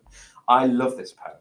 And I was introduced to this poem by a teacher when I was in year 10. And I probably didn't appreciate it as much as I do appreciate it being a teacher now. And this poem actually does remind me a little bit of a teacher. Because I think being a teacher is a really, really interesting job. It's a humbling job. It's an exciting job where you can do lots and lots of really wonderful things like this, raising money for children. And if you haven't donated, please go down to our Just Giving site and give generously. And if you haven't tweeted Elon Musk, please do and ask him, because I don't know if you know, sir, he's had a pay rise. Oh, shall I tweet him right now? Yeah, why don't you tweet him and say, come on live? We'd love to chat to him. But this poem reminds me of teaching, because although teaching is a humbling, wonderful, magical experience, and it is a great great career. It can have lots and lots of work in it. And my brain, I don't know about yours, sir, is constantly going. When I'm at home, when I'm in school, I'm constantly thinking about teaching and lessons. All the time. All the time. It's a job that you live. You never stop. And so this poem reminds me of teaching a little bit, as well as winter. Here we go. It's called Stopping by Woods on a Snowy Evening. It's by a famous poet named Robert Frost, whose woods these are. I think I know. His house is in the village, though. He will not see me stopping here to watch his woods fill up with snow. My little horse must think it queer to stop without a farmhouse near, between the woods and frozen lake, the darkest evening of the year. He gives his harness bells a shake to ask if there is some mistake. The only other sounds the sweep of easy wind and downy flake. The woods are lovely, dark and deep, but I have promises to keep and miles to go before I sleep. And miles to go before I sleep. I've just tweeted Elon Musk, sir. Fabulous. And if we get any updates from Elon Musk, then could you please for this? I'll just shout it out loud. Yeah. Shout it out loud, absolutely. So what a beautiful little poem there. And not necessarily completely focused around winter, I give you, but a lovely metaphor for keeping on going. Miles to go before you sleep. You can't stop. You take that break, you take in the beauty, and then you carry on with the things that you need to do. Reminds me a little bit of teaching, but there are there are elements of winter in there, such as the snow in the woods, the frozen lake, the sweep of easy wind and downy flake. So what do you enjoy about winter if you're watching? What do you like about winter? Of course, in the winter, there's Christmas, really big celebration, gathering family together, giving presents, lovely thing. What do you like about winter, sir? What I like about winter, I would say there's a cozy feel to winter. Oh, It's one of those times when I can nestle up, I can put the fire on. And do you know what? I love putting the fire on. It's one of my favorite parts of the Absolutely. year. And I know that it's not the best thing for the environment, no. but there is something about a renewable nature to burning wood. And the fact is that you can keep regrowing that wood every year. So, okay, as the tree is growing, it is taking carbon dioxide out. And as I'm burning it of the atmosphere, as I'm burning it, it is putting carbon dioxide back into the atmosphere. But at least it's not the worst of all the non-renewable energies. So something like oil, when I'm taking that out of the ground, well, I'm not being able to replace that very quickly because that sort of thing takes hundreds of thousands, if not millions of years to replace. But the wood, I can quickly regrow it. So I don't feel so bad about that. And the other thing I think about the foods that I associate with winter. And you spoke about that spice, that pumpkin. Oh, yes, the latte. autumn, yeah. Well, I am loving it. It's when I get the twiglets out, sir. Oh, twiglets. I love twiglets, but I will only eat them at Christmas, or else I wouldn't stop eating them. I wouldn't eat them at all because Marmite is absolutely disgusting. Love Marmite. I like Christmas. What are those little pie things from Christmas? Oh, mince pies. Mince pies. Mince That's pies. it. I love those I pies. don't just think they're a Christmas, staple. I think they're You eat them all year round. 365. Well, yeah. We should talk about the healthy diet thing a little bit sure. further, maybe. Yeah, maybe you could educate me on that. I wait until December to eat those. I think about it's. I go into chocolate overload. I don't know about you. Okay. There's a No, little I'm time not in- massive. You're not massive. It's I do pretty like much chocolate. it's the only time I eat it. There are times I'm trying to think of a few other foods that I like to eat around there. Do you know what? It's the only time of the year I would ever bother to eat turkey because Okay. it's a terrible meat. Right. I don't even enjoy it at Christmas. Good. Well, I think it can be okay. Yeah. Stuffing, all that kind of stuff. It all tastes disgusting. But when you have it at Christmas, it's really good. Brussels sprouts. Brussels sprouts. Oh my goodness. Love a Brussels sprout. Can I say the other thing that I love about Christmas, and this is science, is the sense of warmth and giving that comes with that period of time. The kind of family and love. Has it been scientifically proved that people are more generous and caring at that time of It year? is true, and it's not just to do with like Christmas. We're not just talking about a Christian celebration, but we're talking about that sense of festivity, that kind of build up to something exciting. What it does is it gets into our mind all of these colours, all these bright things, and it makes us, well, I guess a bit of capitalism there. It does make us spend a little bit more, but there is a science behind this whole thing, and it's that era of giving. And it doesn't matter what religion you are, sir. I don't think Christmas these days really has much to do with Christian religion, if I'm frankly obvious. I know that it originated from something religious, but nowadays this is the time for families, no matter what race, religion, nation, to come together to celebrate, to have a little bit of time of giving. Really, it's a celebration of capitalism. Can I just take that word there as well and just say giving? If you would like to give, and you'd like to give back to some communities that really, really need your help, please go to our Just Giving page down below and add a little token of your appreciation for this event, but also your support for the children in Lozells and in the Sandwell area. Please donate generously. Okay, we are actually moving. Winter topics. solstice, sir.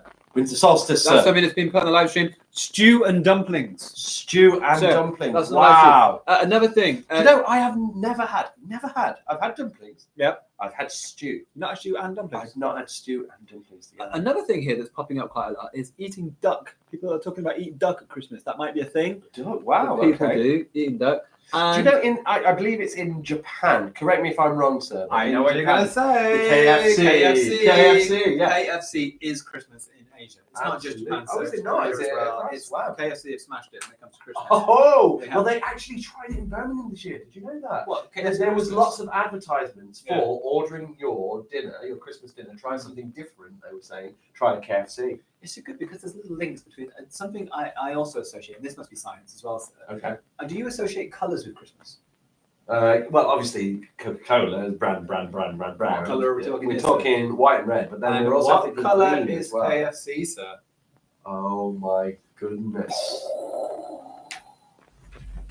As I said, we're going to move on topics now. We're going to go to key stage 2, but we're going to go to the lower key stage 2. So we're talking about year 3 at the moment. And lower key stage 2 starts to look at light. So we're going to look at light. I've got a live sources. update for you, sir. A live update? KFC do duck in Japan at Christmas. That's, wow, really? So it says here. Wow. I believe That anything is on the chat. fascinating. Yeah. Any more fascinating facts, please pass it along. Post. That is great. Mm.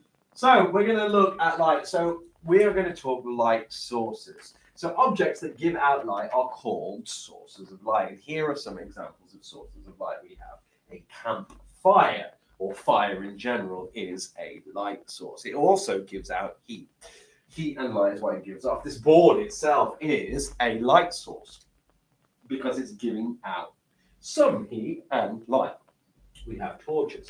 Torches are a light source. Power comes from a battery, a collection of cells inside of it, and we might talk about that a little bit later. But it uses a battery, or uses battery power, unless some torches are charged. Mobile phones, for example, now have torches, and you may charge them. But traditionally, it would use a battery. I think some are kinetically powered as well, aren't they? Yeah, so that's the You thing. can do kinetic power torches, but they are a light source. Whatever power source it uses, it lights up a bulb inside and it creates light. Another form of light source is a lamp. We've got a bulb there, just like I mentioned. That is just the bulb, not part of a torch, but it is a light source.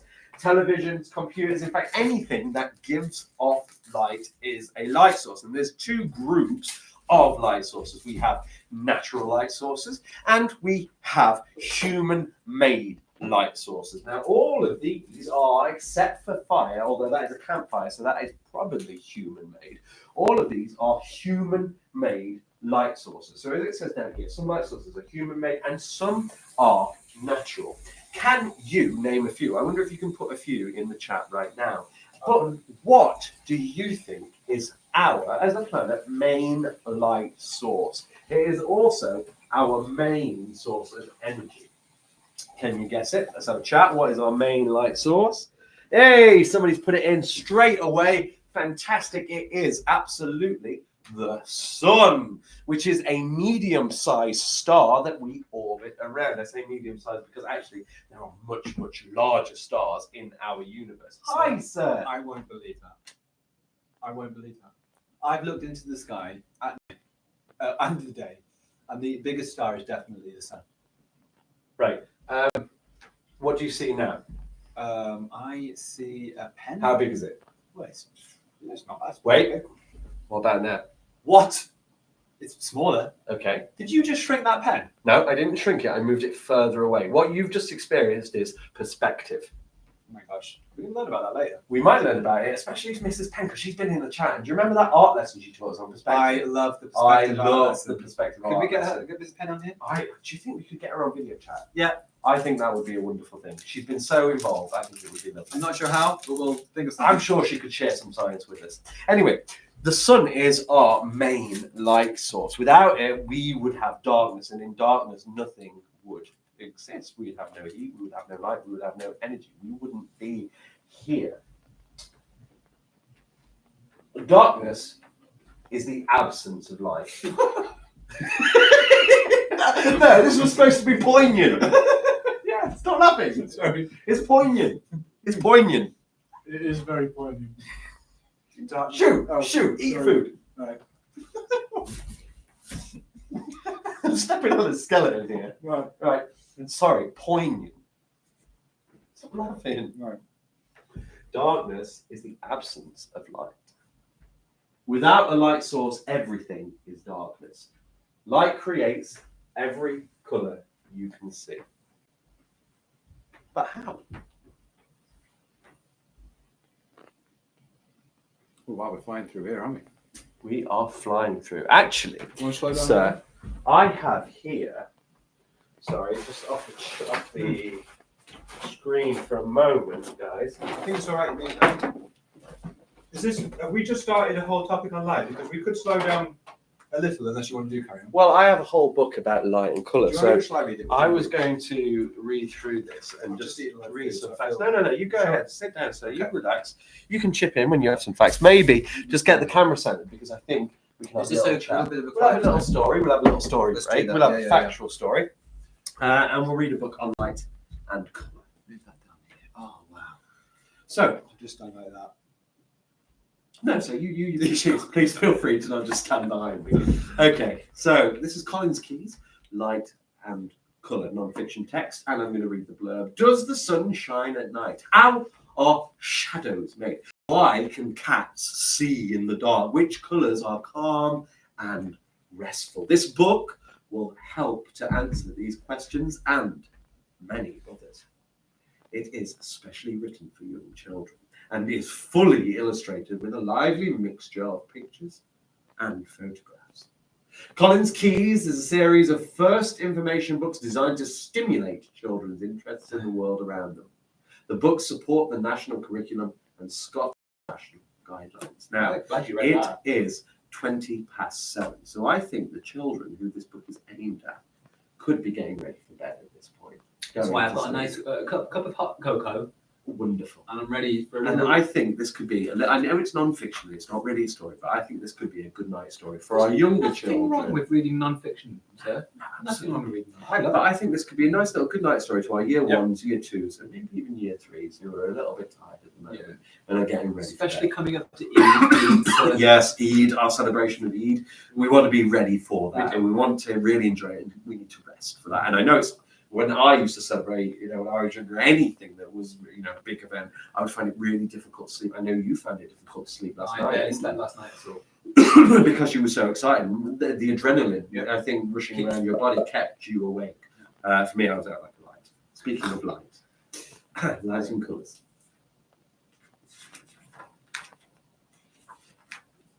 A world without light. Can you imagine a world without light? This is poignant, like my last slide. It's a hard thing to do. Think how you feel in a power cut, or in your bedroom at night, or in a dark corner when you're hiding from your friends. Chasing away the dark, most of us don't like darkness for too long. In fact, ever since people first lived in caves, they've liked to chase away the darkness with a light. Wow. It is poignant. It is poignant. Where does light come from? Think of the different types of light there are. Sunlight. Every morning we see the sun's light, the light we use in the daytime. By evening, the sun's light grows dim and it's hard to see. Electric light. At dusk, electric light lights up our homes and makes us feel cozy. It's those words, what you used earlier. So as well. Outside, street lights, signs, and shop windows are all bright with electric lights. Firelight. It could be a candle or a bonfire. Any burning flame will give a flickering light, and it's hot too. The burning sun. The sun is a burning ball of fire, which gives us heat and light. Without it, the earth would be cold and dark. Does the sun shine at night? The sun shines in space all night long. You can't see it then because of the way the earth turns. Shine a torch on a globe to see how one side is light when the other is dark, and we'll do that a little bit later on. Blinding light. Never look straight at the sun, even through sunglasses. Its light is so bright that it could damage your eyes. What if you sort of just squint at it? I've heard that's all right. I don't think so. I think it's best just generally to not look at it, or if you do want to catch a glimpse of the sun, to not look directly. Is that towards because it. it's too much fun? I think it's more that it can damage your eyes permanently. So just best to avoid. Best to avoid. Through the day, as the sun rises in the sky, more heat and light reaches us. As it goes down in the evening, we get less heat and less light. Sunshine through. You're making me feel quite sleepy. You will have a little nap. So No, you no, close your eyes. we don't do that. Have a little nap. No way. It's fine. Sunshine through space. On Earth, on a sunny day. Is it the calm tone that I'm using? Do That's what you it know is. what? Do you want a cup? I'll make a cup of tea or something. Why don't you speak to Mrs. Penn about how she can get on and do some science? that's a good idea. Sunshine through I need space. your phone for that.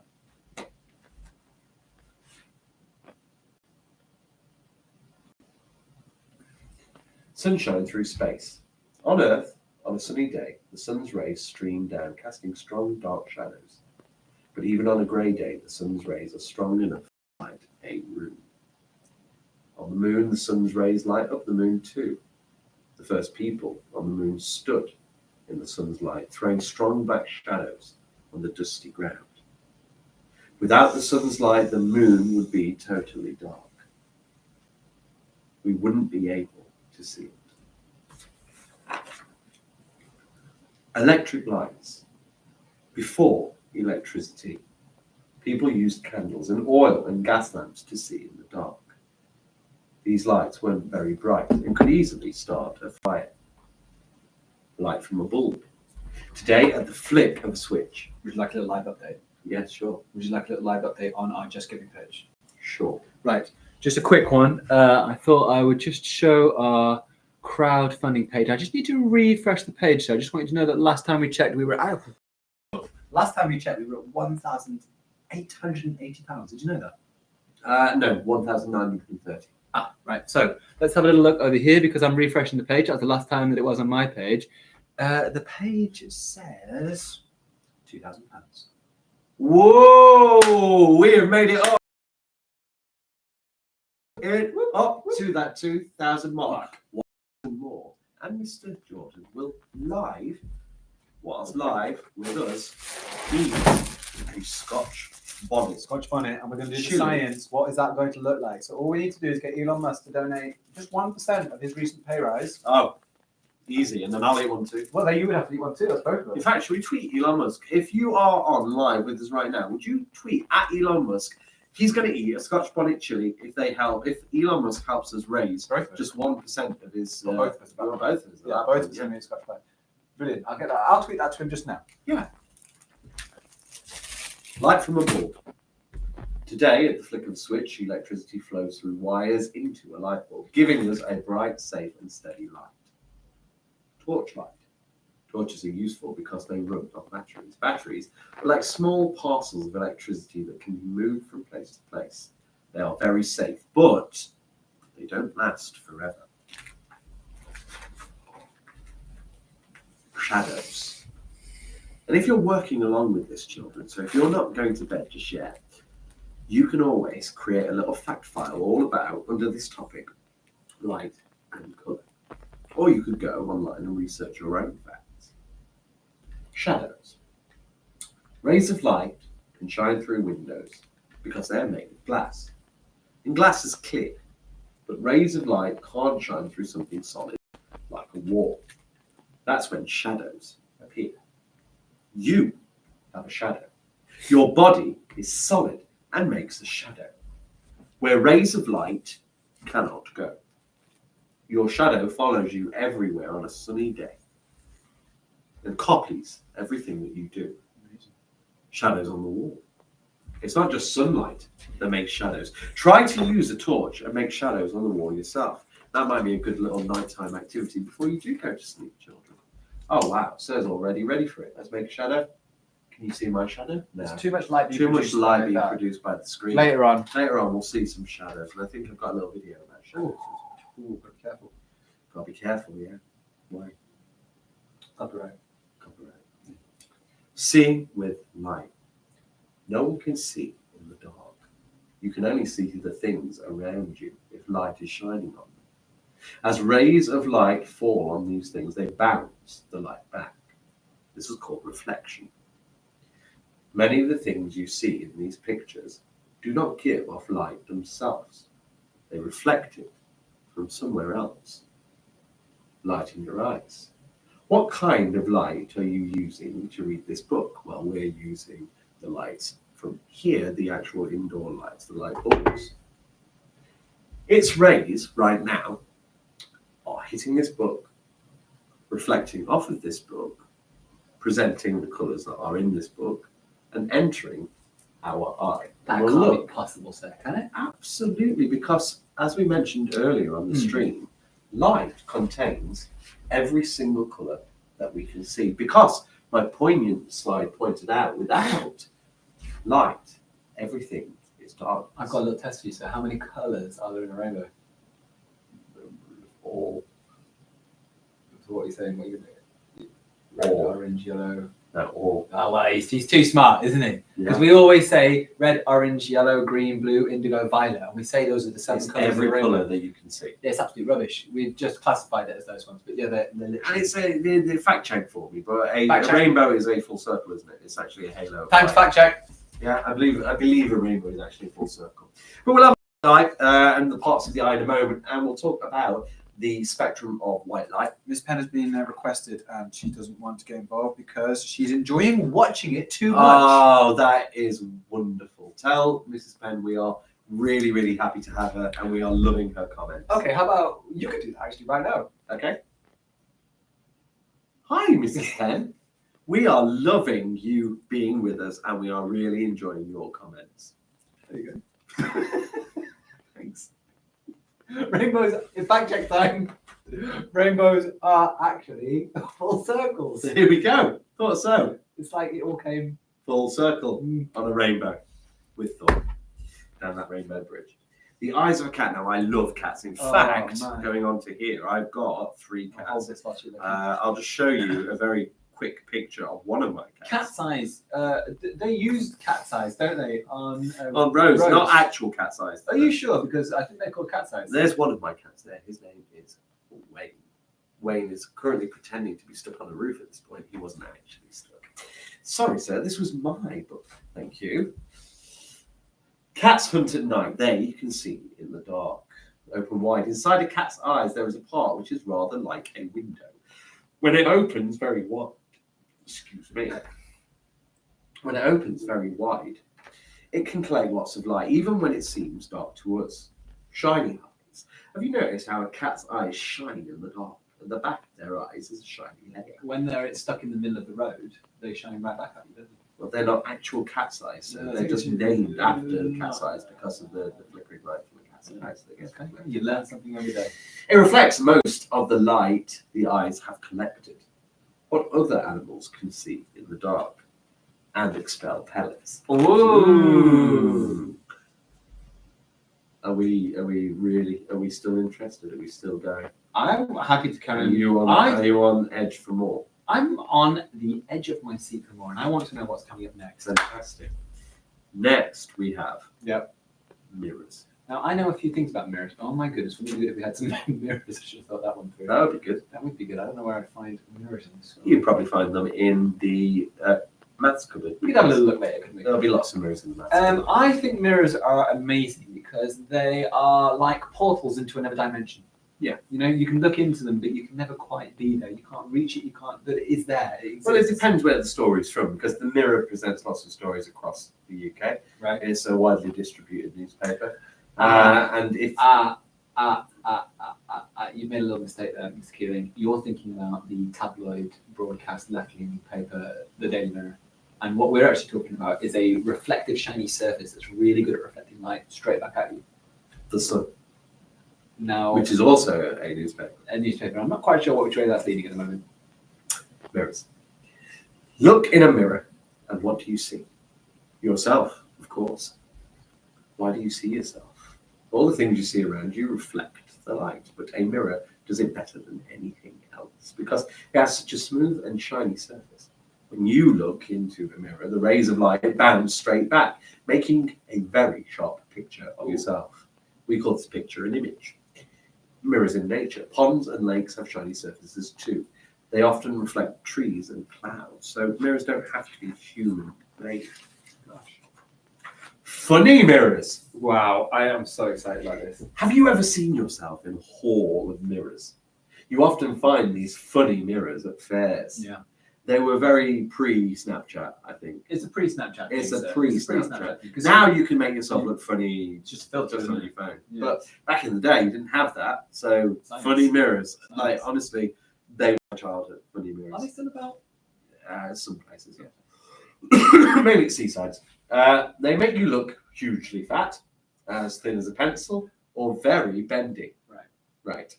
Funny. How do they work? Well, fairground mirrors don't have a flat surface like the mirrors you have at home. Right. They bulge out and in. When rays of light hit their curvy surface, they can't bounce back in a straight line. This is why. About concave and convex. Yeah, so we're changing the direction that the light is traveling. And that's interesting Absolutely. because that owl didn't have a flat surface. Right. It had that concave, which kind of channeled the sound in. And I wonder if in that concave mirror, some of the light is being channeled in, so it's bouncing off in a slightly different direction, giving us a distorted image. Image, That's absolutely. This is why they reflect such a strange image, and we can see that certainly this image is very Rather unusual. rather strange. Yeah. The same thing happens when you look at yourself in a spoon. Using reflection. Yep. A smooth, a smooth, shiny surface reflects light well. People have thought of clever ways to use reflections. On your bike, cycling at night can be dangerous because car drivers don't always see you. Bicycle reflectors are shiny bits of plastic that reflect a car's headlight back to the driver. Car drivers see the reflection and they see the bike. So if you are on a bike at night, which if you're very young, I suggest maybe not being, but if you are on a bike at night, please make sure you've got lights on the bike, make sure you're wearing something reflective, and make sure you are being very, very safe out there on the roads. On the road, dark roads can be dangerous for drivers too. Special reflectors in the middle of the road reflect a car's bright headlights. They help drivers to see the road ahead. Amazing. I know. This book is like, it's pages and pages. Should we pause it and come back wonderful to it in a little things. bit? No, I think we're Wanna go going to through the keep whole going. thing? We've got 2, 3, 4, 5, 6, 7, 8 pages. This is one of your interest better books that left. we've had. Yeah. Do you think? I quite like the people books. Yeah, I quite I like. don't know why I said that. The Colour of Light. Here we go. So this kind of gets us back into what we were talking about Brilliant. before. Sunlight. Put that back up Yeah. on the Pop screen. it back up on the screen because we're going to go into that after the book as well.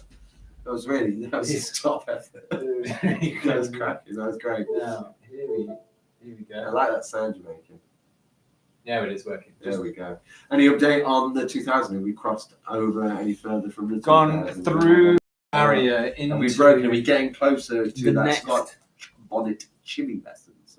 Scott Bonnet How we chili doing? lesson. We have increased by exactly £0. Fabulous. So we're still at that 2000. Which is a great place to be. It is a wonderful place to be. But please, if you can, give generously a total and tweet Elon Musk because he really should. Yeah, I I think really he should. Get Elon Musk involved. The colour of light. Sunlight looks white, but it's actually made up of many different colours. You only see these colours when the light is split up. Rainbow colours. During a spring shower, sunlight will sometimes shine through the rain. The drops of rain split up the white light into its different colours.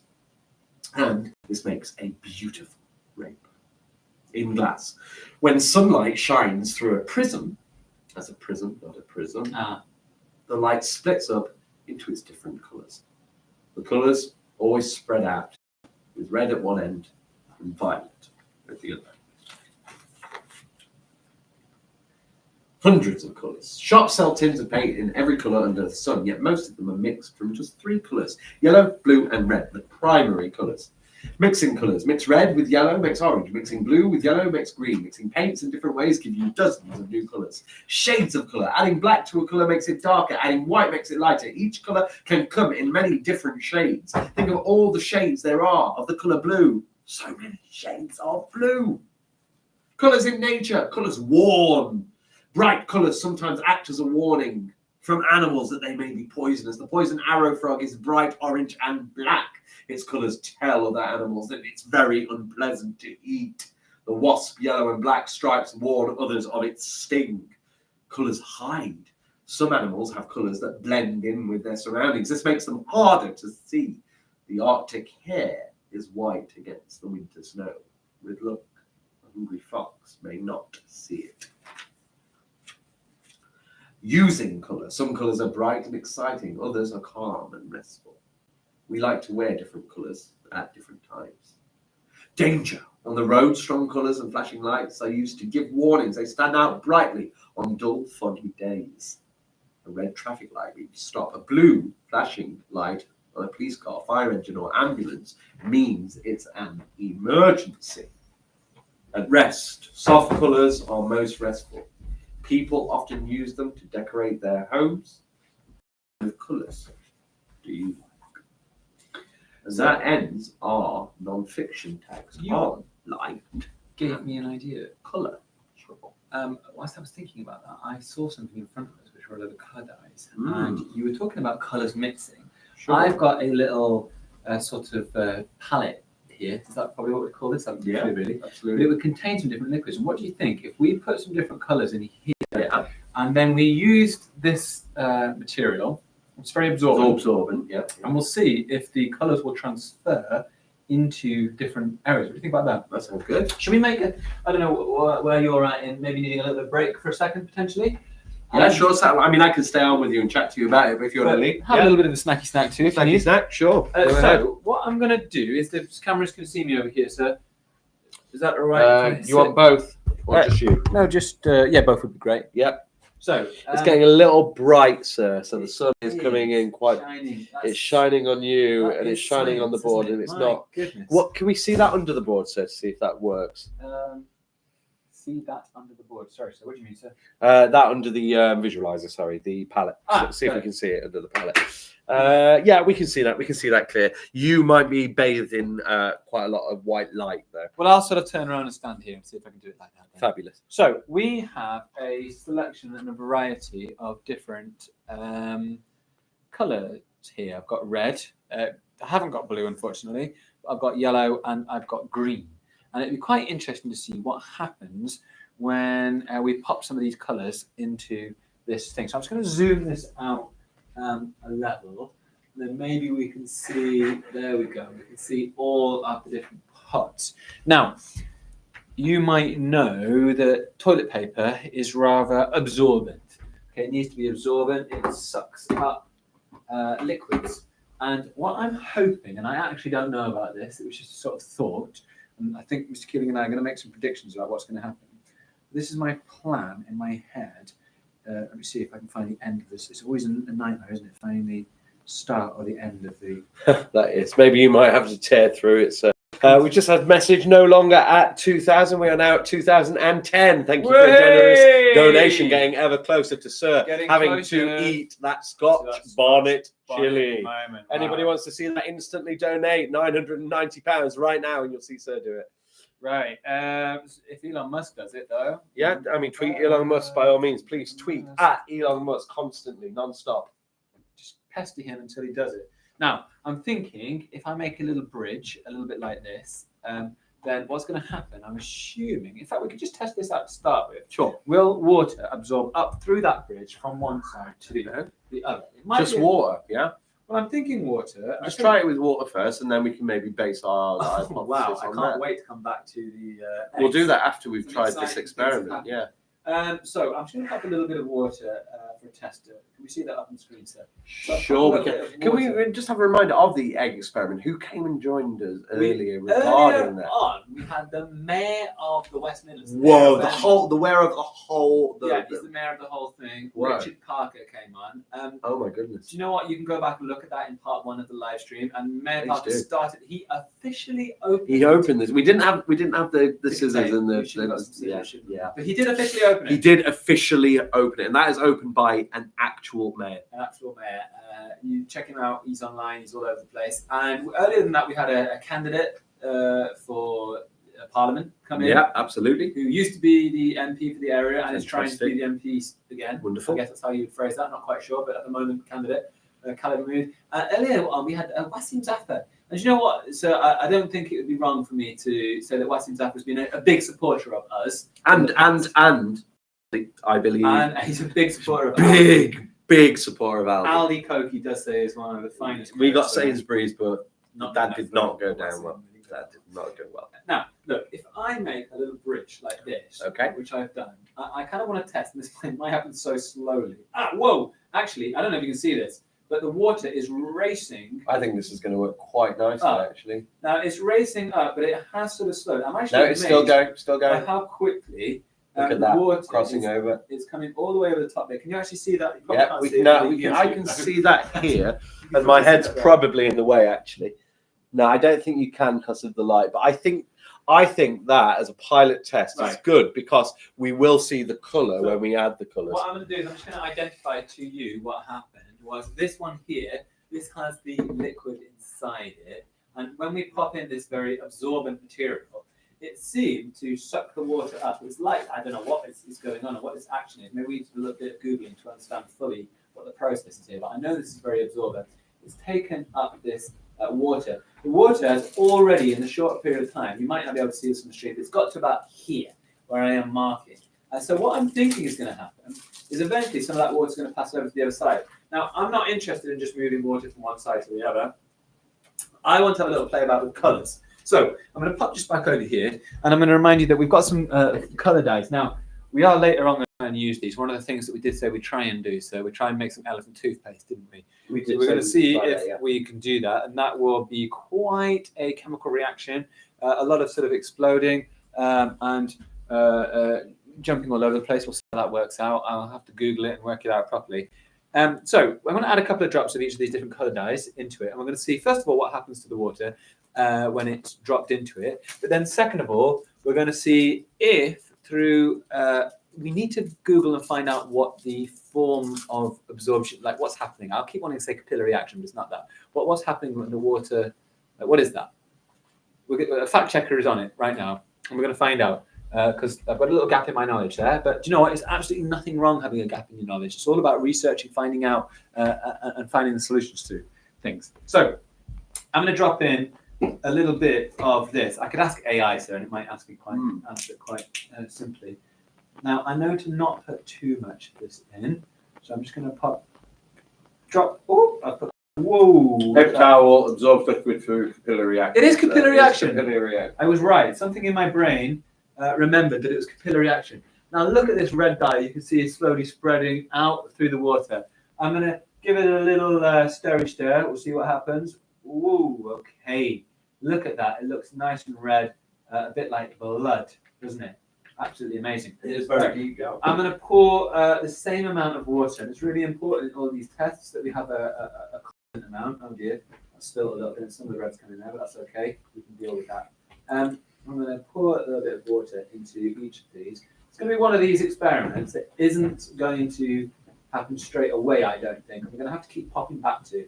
But I love something that we pop back to. We need to pop back to the seeds that we didn't plant and see if they've grown yet. Well, that'll be people at home if they've decided to do that and plant those in. Are we adding a colour to this one as well? Could we colour to that one and that one, please? So, we're not putting them right next to each other. Whoa! Look at that. Hold on, can I move it in so we can see the next one recorded? Stir that around. That's the check. There we go. We can see all of them now. Look at that. That is a deep green. We've put actually quite a lot in there. So, but it's interesting because when it's dripped on the side there, you can see the green clearly. But it's really, really dark there. And I wonder if that's something to do with the light not Bringing in this one as well.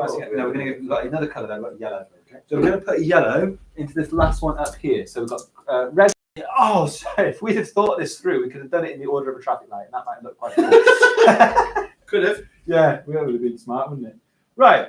Should we have one that has two colours? What I'm hoping is that they will have two colours afterwards. Okay. That's I haven't, like I said, this is all theory at the moment. It could be an abject failure, but that, again, we've said that doesn't really matter. No, failure is science. Too. So I'm gonna, there's a little bit, I'm gonna squeeze a few more bits of tissue. And obviously, this is something you can do along at home, and it doesn't really matter if it's a failure. Like we said, you know, science doesn't always need to be right the first time. You can get things wrong. That's absolutely fine. Mrs. Skinner at school, she's always talking about failure in science and how important that is, you know, because we learn from our mistakes. We do. Yeah, and it's not even a mistake, I don't think, actually, in science. No. It's just look at Alexander Fleming. Look at Alexander Perfect Fleming. mistake. The perfect mistake. So, do you want to tell us about that perfect mistake? Yeah. Go on then. Oh, right, okay. Well, Alexander Fleming, he left dirty dishes, didn't he? He was British, is that right? I believe so, and he left dirty dishes over a long period of time whilst he was on the holidays.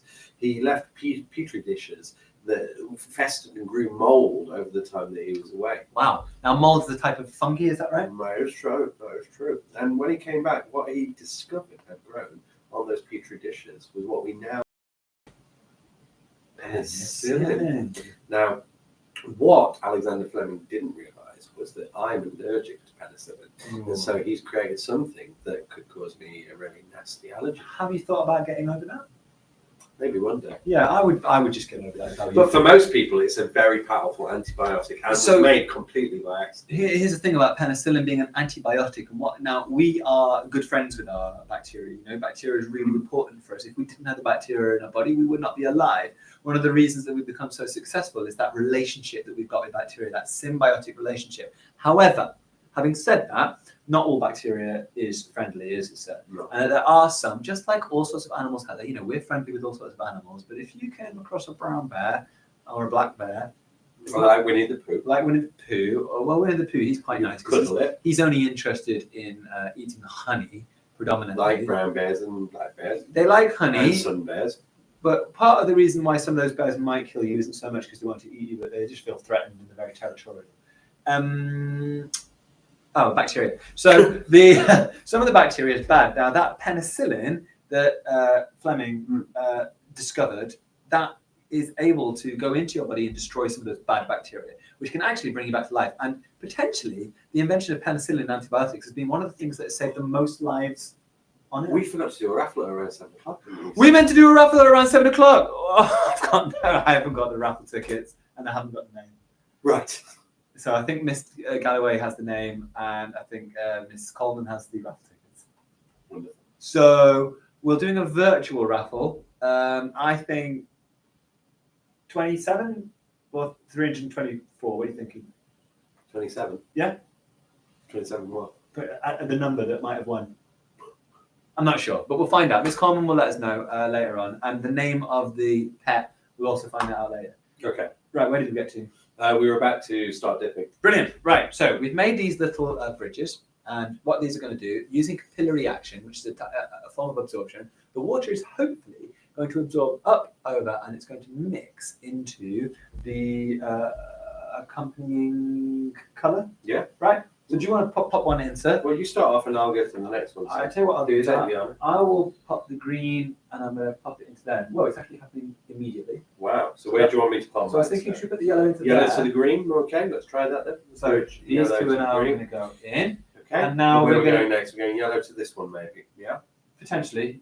Yeah, do you want to do Or that? do you want to go red to somewhere? Hold on. We forgot the red to the green there, so we have the red. Yeah, you're right. So these two are going to come together, and these two are going to come together. So I'm going to take the green over that way. Let's see the green. It's heading up in that direction. Do you want Okay. some more little Yeah, I'll have bridges? another So bridge. Yeah. I'm going to make this one look Okay, I'm going to take the red into the green over here if we can. brilliant, and that means you just Nice. need two Whoa, more that bridges. is moving. One more bridge for you, sir, and one more bridge over here for me. Remember, this is called capillary action. Capillary action. Capillary action. Wonderful. Should put a little of that for you. Look it over. All over the one. Popping that one into there. Okay, Hope you can see this over here.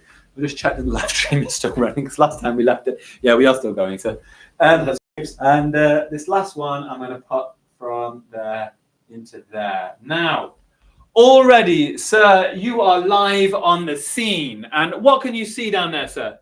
I can see that the colours have gone about halfway where they've met the water being absorbed by the other end of the Gosh. tissue, and then they have stopped. This is you know. absolutely fascinating. I can't see them moving any further. I'm going to have a look much closer and see if I'm seeing any of that. We can sort of see this. I'm going to moving move this a anymore. little bit closer onto the board. I can't see that food dye moving any further than that halfway So point. we've got to a halfway limit, which is interesting. I wonder if we leave it longer.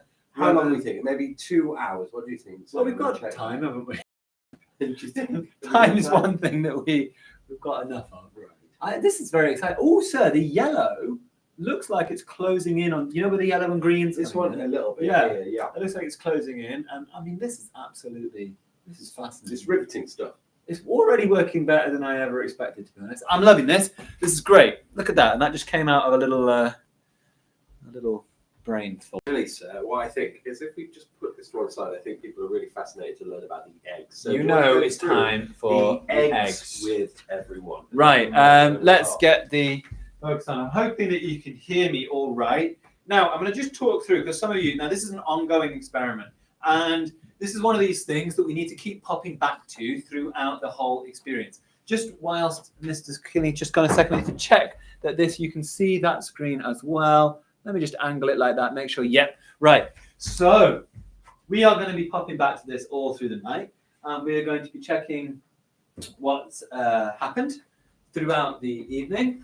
And if you go back, as we told you earlier on, the mayor of Birmingham was here earlier on, and he officially announced the beginning of the egg enamel test. And it was very exciting to have that officially announced. Now I'm using this just to mark where the center is to make everything a bit easier. Now, this is our egg. In fact, I'll just hold an egg a second before I do that. Here is the egg. And one of the things that we were talking about earlier and that we're trying to test is how the egg reacts to different liquids. Now, I know what you're saying. Why on earth are you testing how an egg reacts with liquids? How does that help with science? Well, there is a way that this helps with science, and that is because we are trying to compare the egg to your teeth. Again, what are you talking about, Mr. Jordan? A tooth is a strong body of calcium. An egg is a relatively flimsy potential baby bird. Well, in this circumstance, the reason that we're using the egg as a comparative measure to a tooth is because the egg has around it an enamel, and your tooth also has around it an enamel. So yes, it's not exactly the same, but for the scientific purposes, we are able to equate the two. So I think scientifically that what would happen to the egg is likely to be similar to what might happen to my tooth if my tooth was all good. Really sorry to interrupt. That's sir. okay, It's sir. the middle of the live stream. On site at this time of night. You would be able to open it if you went to open it for them. The car one, You would be able to tap, and you could take mine as well to double check which. and I would be able to open that. One should- somebody want to bring us a Should- banana bread tin. Somebody want to bring a banana bread tin and some seeds. I can ask, but I don't think she will be able to deliver those. But A tomato has seeds in it. An apple has seeds in it. if she's got tomatoes, then she can bring us an apple. tomato, Yes. something like that. Absolutely. Fabulous. So we're trying to. We've got a little seed experiment we want to do later on, but silly Mr. Jordan forgot to bring the seeds, which is annoying. Right, where have we got to? So yeah, the surrounding of this is enamel. The surrounding of our tooth is enamel. So we have here. This is the container that we are using. We're trying to make sure that we keep some things constant, and we've placed into it egg. And I know what you're saying. Let's get on and let's see the exciting stuff. Well, the Mayor of London, Birmingham, Richard Parker, he said that he thought This is the constant, by the way. We've not put a liquid on it so that we can see what would happen naturally to an egg without a liquid being applied to it, just in case something weird happens to eggs when you leave them out. Although I think we kind of know that doesn't happen. So over here we have the one that we thought not much would happen to, and that is the. Oh, put it on the pin. I'm going to do a zoom in so we get even closer to it. Here is the water one, and if we have a little look inside this water one, I think we can identify that not much has happened to it. There aren't really bubbles that are forming on the side of it. There's no foam on the top of it. And this just looks pretty fine. And considering this has been here for absolutely hours and hours and hours, it looks to me like there's not a lot of problem. Obviously, we're going to keep coming back to this. There doesn't seem to be much problem with drinking water. It seems to be pretty good for your teeth. Let's get to the next one that Richard Parker thought that maybe not a lot would happen to, and this is the milk. Now, the justification for the milk not doing a lot was because we know that milk is full of calcium. It's one of the main sources of calcium. It's one of the ways that we get calcium into our body. And let's have a look. It doesn't look like much has happened. It's a very translucent liquid, which means that not a lot of light is going through it. Some light is going through, but just the way that the light is shining now, most of it's bouncing off. It makes it look rather opaque. But it is still translucent. Some light can go through it. However, it's hard to see. But what I do notice, and if I move my stick along the top, do I have lots of bubbly foam? Absolutely not. There's no bubbly foam on the end of that stick. And that would imply to me that that is not a chemical reaction actually happening. I still think something's going to happen with that milk. My prediction, something is going to happen with that milk. Well, I'm excited to see if something does happen. But as it stands, there's not a lot happening with this milk at the moment, which is pretty interesting. Right, now let's go to the next one. Now, a lot of people on the chat earlier on thought... And we've got, sorry, just to chime in, so we've got 20 viewers at the minute. So please, if they haven't yet donated to the cause, have a look at the Just Giving link below. Every pound donated counts. Yeah. Just please give whatever you can, and don't forget to tweet at Elon Musk. Don't forget to get Elon Musk involved. That's where we're trying to get a donation from. And also, what else was I going to say was just like and subscribe. That's the other thing you can do, because it helps the YouTube algorithm. The more times you like it, the more subscriptions that we get, then the more likely YouTube is to push this up the rankings, which would be great. So look at this. This is interesting, because we're always told, aren't we, about how bad Coke is, blah, blah, blah, blah, blah. However, I'm looking at this, and this is Coke with sugar in it, is it? Does it have sugar in it, this Coke? It's interesting. It actually doesn't have a lot of sugar. Oh, no, it does. It's a sugar Coke. We have used sugary Coke. And I am looking at this egg, and there are a couple of bubbles on it, but there's not a lot that's happened. Now, I'm surprised, because I thought that this would be pretty bad, this Coca-Cola. You really would think that, wouldn't you? Because it's acid. It's acidic, isn't it? And it's full of sugar. Yeah. So what's going on? It's surprising to me. And there's not a collection. Now, earlier on, there was a little bit of foam on the top, but if I go through that, you can't see a foamy collection on the top of it, which also implies to me there isn't a great chemical reaction going on. I can really smell that vinegar then. You can. Well, we are actually going to go to the vinegar next. I know you thought I might say that at the end, but I'm more surprised by another one. Right, we're going to go to the vinegar. And whoa, lordy lord, wow. There there has been a definite chemical reaction going on here. Now, you can see vinegar is not a physicarbonated liquid. However, there has definitely been a reaction with the enamel over here. And there are little bubbles all over the place. There is this, I'm just going to pick a little bit off it. You can see there is this sort of thick foam that's formed on the top of it. That shows me there is some sort of residue. I feel like potentially some of the enamel is coming off. Yeah. And the egg is becoming less protected because of that. There's like a skin on the egg. Can you just press the egg a little bit with the stick? Does it feel any different? It's still, I don't want to put my finger in there, but right now it feels hard still. It's not softened. Okay. We are in the early stages of this experiment. There is a definite reaction there. Now, I don't know about the sugar content of vinegar, but one thing I do know from the reaction we had, the chemical interaction we had at the start of the day, was that vinegar is a strong acid. Yes. So potentially it's the acidic nature of this, and it must be potentially a stronger acid than the Coca-Cola is. And I might have a little look into what kind of level of acid the Coca-Cola is. I'm going to try and get rid of the foam. Puts into perspective of how much vinegar to drench your chips and your fish in, really. Yeah. I mean, it's not like holding your teeth in that vinegar, but over time.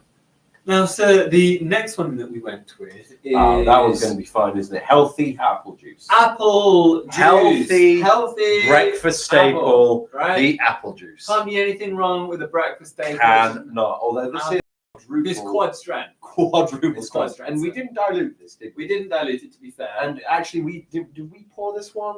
Who poured the apple juice? This might have been Mayor Richard Parker who poured the Mayor Richard Parker. Mayor The Mayor Richard Parker, who was on our humble stream. Humble. Very humble. Look at the reaction that is happening. Whoa! with that. I thought apples were healthy, sir. I thought apples were healthy. Well, there's that slogan, isn't there? Yeah. As healthy as apples. As healthy as an apple. Yeah. They say that, don't they? They do. Now, this is quite unusual because not only do we have a foam. Wow. Look, I'm going to bring the foam up so you can see there is a sort of. There is a foam that has it, but actually there's sort of a layer of the skin. From above, it looks like an orange slush. Do you know the orange slush puppies? Yeah. They I know what used you to mean. get from Skegness. There is a I know exactly. I like the blue one. I'm all about the blue slush puppies. Why? I just love the blue one. The orange then. Blue is one of my favourite flavours. Is it? Yeah, I absolutely love blue. And you know what they say, sir? All things blue are healthy. That's what they say. Blue is good for you. Blue is good. So what you can't tell here on the live stream, so I'm just going to report it back to you, is it has a bumpy, rough Wow, surface. look at what's happening when you're touching it. Look I'm at just that. touching it, and can you see a sort of layer of the enamel is coming off? And weirdly, it does Look actually- at that bit here. I'm going to be frank, To it the feels side. a bit different. Well, we're going to get back to that and find out more about that. That's quite interesting. That is really interesting. I didn't expect that, sir, that the apple, which I thought was just... I honestly thought the vinegar was going to be and I thought the milk was going to be surprising, but we are still early days. Yeah, I was between vinegar and Coke, so the apple, that does make sense though, because it doesn't have a lot of sugar. Actually, it doesn't have as much sugar as the Coke. Maybe research the levels of Finding out alcohol. What's going on? What's going on? The acid. What's acid going on? and that kind of thing within them. How Should we? some of the skeleton? We should probably move back in and get back to my slides for a little bit about. Do you think it's the slide time, eye sir? and I think it is. I think we've done a little bit of experiments. I think we've done a little bit of time, and I think we'll go back through. Well, what I was going to say, I don't know at what time, but at some point we're going to go over and we're going to do some cooking, aren't we, sir? We are, and I think that's going to happen very soon because I've got a visitor coming in that I need to pick up something from. Brilliant. But when that visitor comes and brings in the things that we need going forward for Yeah. the cooking element, we can move and we can go do. And that I'll cooking. add one more But little I think Can I add before another that, tempting thing, sir, as well? yeah, sure. Mr. Bradley has not donated to us, but he's left with us a 3D printer. Wow.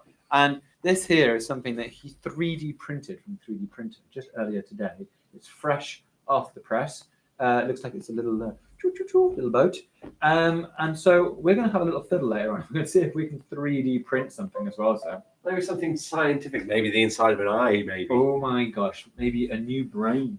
Wow. Wow. Okay. Something. Have a think. Maybe if you've got ideas, pop that into the chat as well. Is there something scientific that you would like us to 3D print? But back to where we were talking about light, and we were talking about what light was made up of. So light that comes from the sun is made up of every color that you can see. And the reason that light is made up of every color is, or rather the reason that we see color is because the light is made up of all those different colors. So that when they hit an object, that object, as we can see here, is a green ball. The spectrum of white light hits it, and that's every single color that is perceivable hits that green ball. But that object absorbs the red, orange, yellow, blue, indigo, and violet light, leaving the shades of green, which are reflected back and enter into our eye, and our eyes transmits that information to our brains so that we see the color green. Our post to Elon Musk has got a few likes, so I'm hoping we can. How many likes has it got, sir? Well, a few. How many I'm is a few, hoping- sir? 3. But I'm hoping we're going to gain a bit of traction. Okay. We're gonna, Post him again and say, I'm gonna get tell him we're talking about the inside of an eye. yeah. Congratulate him on his bonus. Yeah. And say, would you like to donate a portion of it, 0.0001% to our live stream? It'll really help lives. Yeah. So let's talk about the different parts of the eye so we understand how we can see and how we see those colors. So we're going to talk about the front of the eye, and then we're going to talk a little bit about the back of the eye and the different parts of it. Now, you can't quite see everything here. I'm going to move forward a little bit, but I'll have a little talk about it. So we have the cornea. It's convex, so we can see it bulging out here. It's transparent, and it allows light to enter into the eye. We need to let that light go into our eye so that we can see everything around us. If we couldn't allow light into our eyes, like when we close our eyes, we wouldn't be able to see. And even actually when we close our eyes, we are still letting some light in, because light can travel through our eyelids. That's why it's not completely dark once we close our eyes. But the cornea is clear and it allows light to pass through.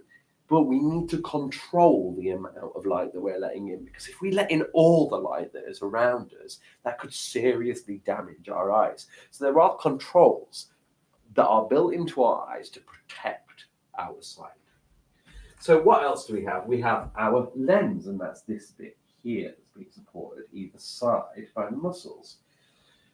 So the lens is transparent and biconvex. The lens focuses light onto the retina. So that's the job of the lens, is to focus the light that is going into our eyes. Now, pupils, they're very, very important. A pupil is a hole which lets light through eye. And you'll notice that when there's a very, very bright light going into your eye, the pupil gets smaller. I wonder if I could close my eye on the camera, Get it. if whether or not, do you want to have a look Get on it the right screen close up. and I'll look at the see? screen. Can you see my eye? Tell you what, sir? I'm going to also do. Can you sir. see my pupil? Get it a little bit closer if you can. Right, I'm going to do something. I'm going to shine a torch in your eye. We're going to see if it reacts. Okay, Fabulous. ready? Right, so can you see my pupil? I can see your pupil. Okay. So what we're going to do now is we're going to shine a light into his eye. Oh my goodness, that is bright. And look, say that, sir. Say that. Go back. Go back. Go back. I don't know where back is. Right, you can't change eyes. I'm changing eyes. Right, okay, change eye. Right. So look, when we do that, whoa, it got small, and then when we go dark, it got big. Did you see that? One It more definitely time. happened. One more time. It's big. Shine it in. It goes really small. There we go, tiny. And then when we go back, it gets really, really big. And what's happening there is basically my eye is protecting me, because Mr. That was Jordan. great YouTube. I Was just that want to say great? that was Was really that good. really good? The chat's going mental. Is that going it's well? getting Go on, really crazy. let's see what they say. Well, we've got Mrs. Skinner has joined, and Mrs. Skinner is saying that she's really enjoying it. We've Fabulous. got them going on. We've got a lot of people saying hello to Mrs. Skinner. They're very excited. We've got wows going through. We've got a request to 3D print a skull later on. Okay, which I wow, think would be okay. a really good idea. We've got people from 5D who are here, which is really nice to see them coming in. We've got a message here that says, Mr. Jordan is doing a great John. And Wow. yeah. How do they know that my brother is called John? And how do they know Incredible. that you're doing a great impression of him? We've got a comment here from Mr. Keeling. It says, you've got a really nice haircut. Oh, Which is wonderful. really sweet. There's lots of highs. 5D back again. There's people asking, how long are we going? Are we still going? Is this real? Is another question that people are asking. Is this real? Is Is this this actually real? happening? Yeah. Yes, this is real. We've got think. lots of emojis. We've got lots of comments. Oh, this is looking great, man. Great. It's alive. We are alive. We are alive. Now, the pupil, it reacted that way when Mr. Jordan shone that light into my eye because it was protecting me. So it closed. It went smaller so that only some of the light could enter into my eye. Because if we let all of that light enter into my eye, it could damage my eye and it could damage my sight. It's still not a very good idea to shine a very bright light in your eye. So please don't do that, and don't try that at home, because you can still damage your eye, even with your eye working against that light to protect you. We also have the iris, which contracts and relaxes to control the amount of light entering the eye. And then at the back of the eye here, we have the retina, which is the lining of the back of the eye, which contains light receptors. We also have the optic nerve, bundles of neurons, which carry impulses from the eye to the brain. So when the light reaches the back of our eyes, it sends signals using the retina and the optic nerve to our brain, which translates that light into pictures and into colours. Wait a second. Wait a second. So you're telling me there isn't just there's not just a tube that's going straight into my brain and my brain is understanding it. What's really going on here, sir? There's a tube. There is a tube. There is a tube. But is the kind of image going straight into my head? No, absolutely not. So What's basically, happening? the light is traveling into the eye, and the receptors at the back, all these tiny little light receptors, are passing information, the information of that light, through the optic nerve, neurons, which carry the impulses to the brain, which creates electrical signals within your brain.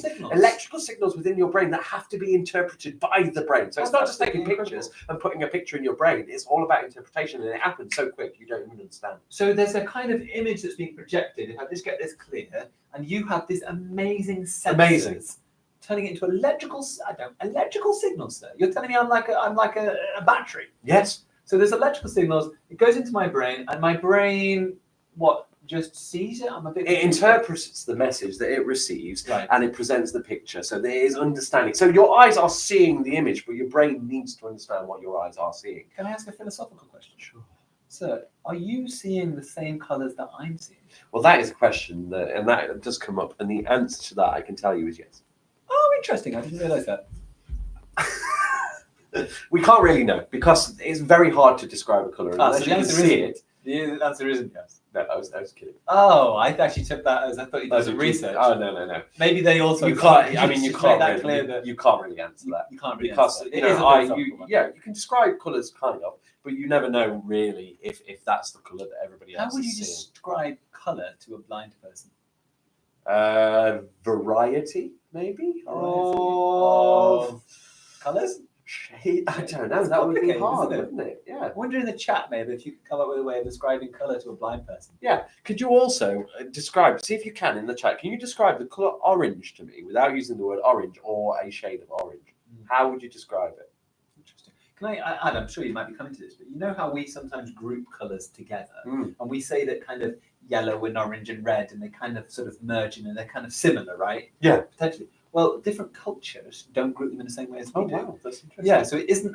That is a kind of Western cultural thing, the way that we group certain colours. But if you go, for example, in Vietnam, they group colours slightly differently. And when they look at colours, they see two colours as being very similar that we wouldn't see as being very similar. Such as, I can't quite remember what my wife told me recently. We'll find out. I could text her. I'll find out. There are also other. Do you know what I'll do? I'm going to do a little bit of research into all the different cultures around the world and how they group colour, and I'm going to come back to you. That sounds really good, sir. Mr. So how do we see? Well, light reflects off of an object, as we said, and enters the cornea of the eye, and it passes the pupil. The lens then focuses the light onto the retina, which is the back part of the eye. So here we can see the light traveling through and shining onto the retina at the back of the eye. Then the retina that contains light-sensitive cells, so cells that react to the light that is shone, gather information. They can gather information about light, about dark, about colour, and about movement. And then this information is passed on to the optic nerve. Sorry, apologies. I'm expecting a guest to come to bring us some more information soon, so that's why I was just putting that on. And then how do we see? Well, light is refracted as it passes through the convex lens. This causes the image that hits the retina to be reduced inside and flipped upside down. Some children from Causeway Green, Sarah, watching. Oh, fabulous. Hi, Thank everyone. you. Thank you for joining us. Thank you for joining the stream. Lovely. Can we have a check as well, sir? What are we up to in terms of fundraising? I don't think anything's changed, sirs, but Nothing's we will changed have a at the little moment. update. What about in a bit. Elon Musk as well? Elon Musk has tweeted yet to get back to us, but we are £2,010 still. not Good. going to stop trying. Okay, how do we see? So the optic nerve transmits visual information from the retina to the brain. So this is what we were talking about a little bit earlier. It passes that message along to the brain. This information is carried in tiny electrical signals along the nerve cells, also known as neurons. Neurons. Once the electrical signals reach the brain cells in the visual cortex can process the image, turning it the correct way around. So actually, interestingly, your eyes see things upside down, and then your brain has to turn that image around so that we can understand that information the correct way around. Fascinating how your body does all of these things, like pumping the blood from the heart we saw with the oxygenated blood in, all of the organs working in harmony to keep you alive without us even realizing we're just going about our lives. But we're in this fine balance of survival with everything in our bodies working towards that goal. So I can just give you one little link that I've just found out. Please. So in Asian cultures, we were talking about how when we look at these colours that you presented over here, to our eye, these colours to us seem similar, and these three colours seem similar to us. I wouldn't say that the purples are that similar to greens because I didn't mean the green, sorry. I think. Oh right, okay. So the blues and the purples. Sorry, yeah. I can those see that, three yeah. there, apparently we link, and the top three we link. Okay. But you I can see that. Tell me what you're about to say, please, about the blue and the green. You were going to say something. No, I was saying about the green and the purple. I was Right. going to say that they are contrasting colours, so they would be kind of opposites. I love that you said that. Right. In Asia, Japan specifically, but other Asian countries, they link these two as being similar and in the same category. Green and purple. Well, the green and the blue just there next to it. Right. Okay. So that to me, they look like distinct. And different I can colours. kind of get that because turquoise. How do you pronounce it? Turquoise. Turquoise. Is a mixture of those two colours, so I can kind of see that grouping. Okay. In my eyes, it doesn't look so much. Well, here's one for you then. In Russia, there aren't the examples here on the board, but light blue and dark blue are categorized completely differently. So we see them in shades of blue, whereas they take those two different colours as being completely separate colours and they put them into their own categories. So that's a little bit of research that I've done about Russia. So that's how they categorise it differently. Japan, I might keep coming back to this because I'm fascinated by what it is about our brain that sees colour. Actually, and it would be interesting, not just a cultural thing, but is there people watching this stream right now? Where we group these together, and you would say absolutely not. Those colours are not similar. They don't go together. What do you think? Put it in the chat if you think different to what we're kind of saying. I would like to see. I found out, if I might just put this last piece of information, Sure. and then I'll come back. The Himba people of Namibia. Wow. Right. What they do is they see colours in tones of darkness and light, and so that often the darker shades of colour are grouped together, and the lighter shades of colour are grouped together. That's interesting. That's a good way of doing it. That's interesting, isn't it? It's interesting. Because we see they are closer when they're really bright, and they are closer, and that makes more sense in terms of what colour is, which is light. Yeah, just a sort of wavelength, isn't it? That stuff. Yeah. So it's just very interesting. It's fascinating. Fact checks time. We're going to keep coming up with fact checks. Should we check back in with the colours and see if there's been any changes? Live update on the colours. It's time to on go the to the colours to see what's happening. So if you weren't with us earlier, and this is very exciting, we came up on the spot, really, listening to Mr. Keeling doing this experiment. We came up with this concept, and we thought to ourselves, we have colour dyes. And Mr. Keeling was talking about how when colours mix, they can change around and they can become slightly different. Now, Mr. Keeling is looking pretty excited, which tells me that something's happening. I'm going to zoom out one level for you, sir. That is the central point. I've marked the central point for you. So let's have a look at what's happened. Ooh, they have not advanced as much as I thought. But actually, if you can have a close look at the yellow, sir. Can we have a very close look I'm at the going to yellow? go and have a little close look at the yellow. And I would say that the yellow is the most interesting at the moment. Yellow is the hardest to pick up on that board, which is why you probably weren't as impressed as I was when I had a look at it. But actually, if we look at the yellow, and if we look really carefully, we can see that along the side here, the yellow is almost reaching the water on this one. To be honest, you won't be able to see this at all, but the green is starting to come down a little bit. I think this is one of these long-term things, don't you? It's going to take a little bit of a while, but it's working. We're certainly seeing something here. Is that we can see that on? Oh, I haven't even put. Let's just. That can actually be seen before we start blabbing on. Hey, you can see it on there. It's nice and obvious. So that is very interesting, isn't it? There is definitely what we were talking about earlier. It's called capillary action, where these liquids are being absorbed up through this material. And you can start to see just on the board here, and I'm not sure how well it will show up on YouTube, that the yellow is starting to slide into here. Our aim, we're kind of hoping, and we've got fingers crossed here. Actually, I haven't put a lot of water in, so that is low. But we're hoping that the red and the yellow will mix, and that will definitely make purple, won't it, sir? Red and yellow? Yeah, that makes purple, doesn't it? Oh, well, we're going to have to find out what colour that makes. And the Maybe yellow, we can do a prediction. The yellow and the green are going to mix, and that will definitely make pink. That will be purple. Oh. And the red and the green over here are going to mix. And it's a shame we didn't have blue as a wish primary we had colour. blue. Blue would have been really good. Blue would have been good. Anyway, this is going to be rainbow colour, I presume. Yes. I think that comes out naturally. I think red and green, and you've got Make rainbow. colour. Yeah, that's the same. That is what they say, isn't it? Yeah. Red and green, when you mix it red. together, they will make a dream come true. Shadows now. Right. Is it on to shadows now, or is it on to shadows? Because in about 10 minutes' somebody's going to be coming. And you're going to be leaving, And so we're you going to be going to the kitchen at that point, I think, as well. That's not them at the minute, but we will. We won't be joining live with sorry, but we will front have of a the guest camera over popping. Yeah, I'm going to be. And after that, we'll be doing a little bit of cooking. I'm going to be making banana bread too, and Sir's going to be talking about. Yo, we've got.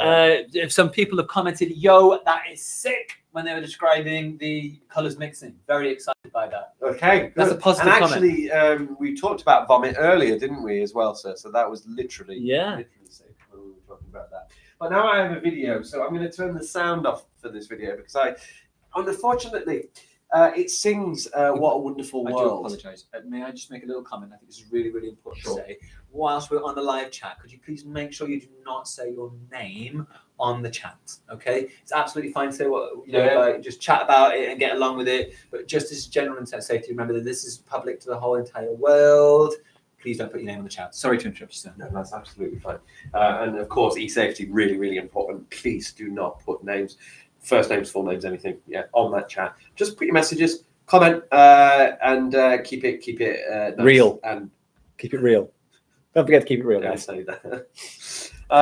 Okay, we're going to watch this video. I'm really sorry we can't have the sound on. We don't want any copyright strikes. We want this video to go live. Yep. It would be singing "What a Wonderful World," which is a lovely song. And it Should we sing it? with it? But I'll keep we've got a song to sing later, actually. But I'm I'm video. excited. Yeah. There are skies of something that read something too. No, don't. We're not going to have that up, so I'm just going to stand in the way of that and just keep my eyes fairly placed over here. What I'm a little bit excited about is it's starting to get a little bit darker. And when it gets darker, what that means. So here we go. Is that okay? When it gets darker, sir, we can get outside. Absolutely. Ooh, nice, very good. I would like you to pop in and out just to disturb the algorithm from occasionally. If that's okay. Picking up. But I think generally sound, it tends to pick up on sound. But what we can see here is obviously we're using an opaque object. And in this case, it's actually just hands that are being used to create different pictures. And really what they're doing here is just one person with their hands and they're moving it either closer or further away from the light. But I do find this video absolutely beautiful. So have a little look at the different things that are being created just by one hand or one arm or two hands, two arms. Very nice. Just through the process of creating shadows, blocking that light. I love that you're getting in the way of it. And changing the size of shadows by moving it closer or further away from the light source. And really that is the learning in lower key stage 2 about shadows, that when we move a opaque object closer to a light source, then that shadow will increase in size. And when we move that opaque object away from that light source, it will decrease in size. And they're using that science here because we've just seen the transition of that rabbit going from generally quite large to quite small. And this is a beautiful one here. So this hand, this larger hand that you can see here, is closer to the light. This hand, still the same person's hand, is further away from the light and therefore looks smaller, but actually it's not. Here we go, we're bringing it closer to the light again, and that is increasing in size. So they're using that idea of growing shadows and bringing opaque objects. And I really wish you could hear the song. If you're at home and you have access to YouTube, which you will because you're watching this, look this up. The shadow kind of puppet video. It's a what's the song called again, sir? It's a What wonderful, a Wonderful World. So look it up. Yeah, Is it Louis Armstrong? Yeah, Louis Armstrong, Wonderful World. Please do look that up and watch it with the music. And also there was something on Britain's Got Talent where they use shadows to tell a story, which was also very, very beautiful. Oh, that's absolutely amazing. That was such a beautiful video. Really enjoyed that. Well, there we go. And it kind of underpins this learning, which is earlier learning, but learning nevertheless. So what is a shadow? Are you sure you want to jump into this right now? Well, I'm just waiting for a call, sir. So Well, I think... Why don't you take the time? Are you sure you want to take the No, time? I'm fine. I can jump straight into this. I know that you're eager to jump in, and I I'm know really you want to jumping do. in. I feel know you you've want to been do talking. something. I don't want to. I'm really excited about this PowerPoint. I feel like we're really powering through it. We've got many Well, hours ahead. I don't think we are because we're on page 63, which is about a sixth of the PowerPoint. Sixth of the we've done. PowerPoint. We've done But six. let's have a little check-in, shall we? Well, no, because look at the time. Look at the time. We are 8:30, so we started at 9 this 9. morning. We've nearly done 12 hours. Nearly done 12 hours. What are So we going to do at the 12 that's hour point? almost half the time, but we haven't made it through half the PowerPoint. I've got an idea, sir. Yeah. At the 12-hour point, what about we do some cooking? What do you think? Is that 9 o'clock? That's 9 o'clock. Well, we were going to do cooking as soon as the guests arrive. Oh, can't wait. And we've got a ghost hunt, don't forget, at midnight. Can't wait for ghost Tonight, hunt. the scariest hour. And also, I think we need to, whilst we've got a little bit of light, but it's not too dark, we're going to go out and we're going to look at a few things as well, aren't we? We are going to take the power bank with us, and we're going to be very careful about the video crashing. Video crashing. Yes. And the... But yes, I want to dive into shadows, and we'll keep going just Okay. until that phone goes off, and just until we've got our special guest, so that who won't be appearing, I'm afraid. Mrs. Keeling, who is our special guest, is not shy, but doesn't really want to appear on the camera. Yeah, I can So- turn the temperature off. We're gonna no, it's fine. I'm fine. So, what is a shadow? A shadow is a dark area that is made when an object blocks light from shining through. So, as we mentioned earlier, it's when an opaque object comes in the way of light. And that's not to say that some objects that aren't opaque can't block light. In fact, some translucent objects can block most of the light, therefore creating a shadow. You got that key of mine, so I can get into the building. And go and grab a book. Key of mine. I'm also going to see if I can find some I'm gonna mirrors. let it shine. Which was yours, grey old blue, please? Grey, grey, grey. No worries. So translucent objects can block light as well, but generally the best thing to block light with is an opaque object, because an opaque object completely stops the light from passing through. Translucent objects let some light through, and transparent objects let all of the light through, like windows, so that we can actually see what's going on outside. Let's go into the proper slideshow mode for this. So there we go. Oh, look at that. There we go. Whoa, look at that. Way. Here we are. Now we're talking. We've got some actual movement going on in these PowerPoints. All right. So let's move on then. Here we can see a opaque object in front of a light. A shadow is made when an object is in front of the light. The object stops light from shining through. This makes a dark area, which is also known as a shadow. Can I change how a shadow looks? Absolutely. We can have great fun changing shadows and how they look. Now, we just watched a video that showed you that shadows can change and shadows can be changed. Let me just check the live stream is still running because it's not on the screen. Let me just come in there and just check our chat. Can you do a funny dance, please?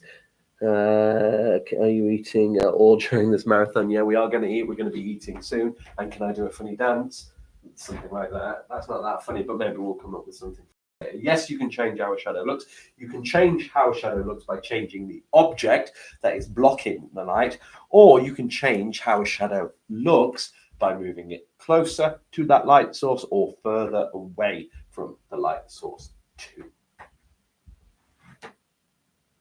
And these are key words that are important when we talk about light and shadow and objects that create. So a transparent object will not create a shadow. A transparent object is completely see-through. Can you think of some transparent objects? They must let all of the light through, not obscuring, and you should be able to see a perfect image on the other side of something which is transparent. Translucent, that will let some light through. So you might be able to see through something that is translucent, but it will be obscuring some light in some way. And then finally, we have opaque. That is something that completely blocks out the light.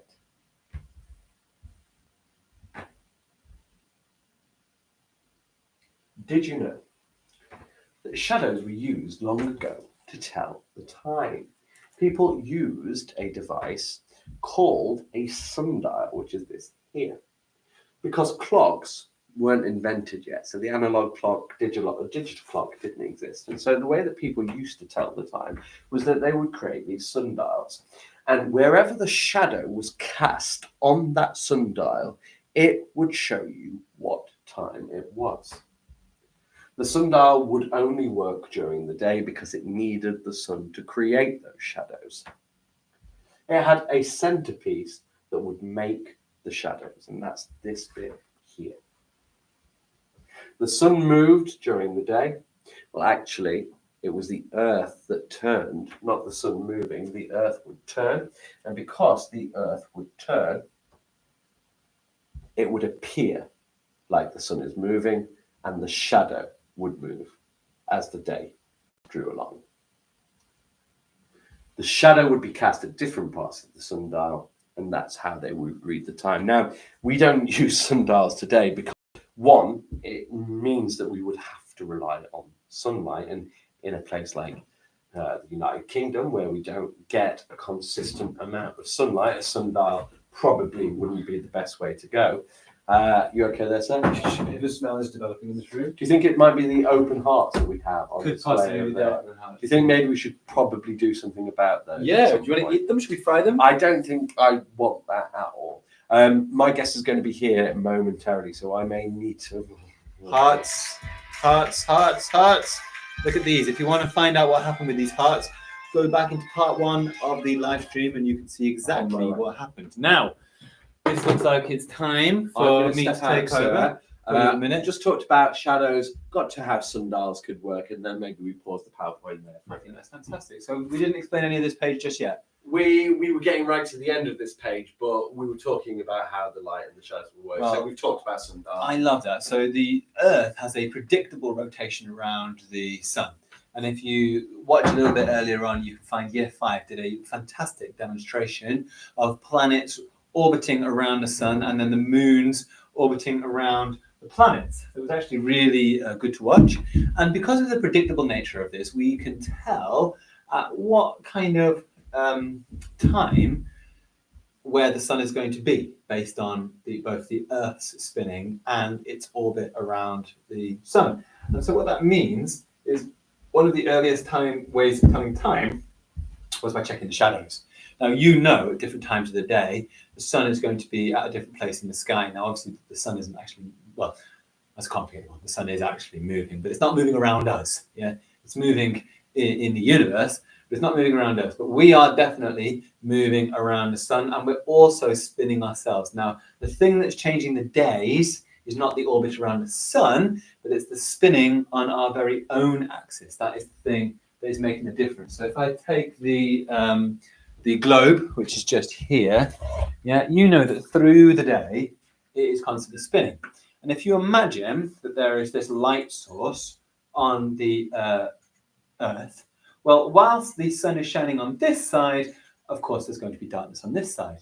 Now, as the Earth spins, okay, that, I'll hold it here, that is going to change. That sounds really, okay? So as it is spinning, the position that the Sun seems to be is altering, and that is also altering the direction of this shadow. Because in the morning, the Sun appears to be on one side, so the light is shining one way, and as the day goes on, the source of light appears to be moving, and that will be changing the shadows on the floor. And as it gets a little bit darker, it's going to be really easy for us to show and identify these. Now, I had a really fantastic book that I really silly, Mr. Jordan, I left it in my car, which is very annoying.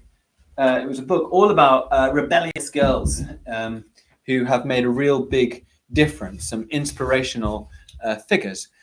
I do have this lovely book here, which is known as Amazing Women of the Middle East. And what I'm going to do is I'm going to identify some key scientists from this list, because there are some women who have done some absolutely fascinating things in the realm of science. I'm going to try and pick one. And my first one is Anousheh Ansari. Anousheh Ansari. And she was born in 1966. And we'll have a little bit of a story time, especially considering this time of night. I'm hoping that most of you are getting yourself ready to go to bed, getting all nice and sleepy. And you can have this as a little bit bedtime story. It is 8:30, so it is definitely sleepy time. So we've got Anusha Ansari, and she is an engineer and astronaut, which is a fantastic area of science. I know there are children in this school who've said to me that they want to do engineering, who've said that they want to be astronauts. And do you know what? Why not? Because Britain has an amazing space industry. We have loads of money that is being put into satellites that we're really good at launching into space. We have been aiming to develop our own methodology for launching rockets into space. We had a trial run in Cornwall not so long ago. It wasn't a success to start with, but hey, like they say in science, not everything can be a success the first time. Sometimes it fails. Take, for example, Elon Musk, who we keep talking about and we keep tweeting and we keep hoping that maybe he'll donate a little bit of money. But he's SpaceX rockets, many a time they exploded as they launched. Now, does he just see that and go, fine, I give up, I don't care? No, of course he doesn't. He doesn't give up, he keeps going, and they learn. Every little explosion, every little mistake is a position to learn from, right? If something goes wrong, well, I know what not to do. And I think that's the best way to look at it in science. And that's the one thing I know that we're really trying to push and make sure that you feel confident about. So, Anusha Ansari. Not everyone who loves looking at the stars at night ends up orbiting space, but Anusha Ansari did just that on Monday, September the 18th, 2006, from Baikonur launch site in Kazakhstan. Since she was a little girl growing up in Mashhad in Iran, Anusha had gazed at the stars and wondered what it would be like out there. That day in Baikonur, she became the first female private space explorer in the world. What an amazing achievement that is. It must be so exciting to see our beautiful planet Earth from space. Anusha believes that our mission is to protect it because our actions have tremendous impact on the environment. She became a true space ambassador to the world. So, your question, I know, is how did she do it? Being an astronaut involves a lot of challenges and quite a measure of courage, which Anusha possessed. She was determined to achieve her goal, just like Valentina Tereshkova, the first woman to fly into space. Separated from her family, Anusha trained hard for months to fly on Soyuz TMA-9 mission. During her 9 days on board the International Space Station, which is this big space craft where astronauts live, explore in space and do experiments. It's amazing. Did you know that right now there are actually people in space? They're not launching around in rockets and flying off to the moon and Mars, but there is a space station that orbits the Earth. So a little bit like how the moon orbits around the Earth. In this space station, they also orbit the Earth. And inside there are all sorts of people. We've had British astronauts going up there. So if you want to become an astronaut, you can do it. We had, was it Tim Peake? Was he the British one? I can't remember. Anusha agreed to perform 4 experiments for the European Space Agency. So she conducted research on lower back pain and on certain microbes, which are microscopic organisms. We know all about microbes because we've been learning about them through the day and that symbiotic relationship that they have with us and our body. And I have a little drink of water, very important to stay hydrated.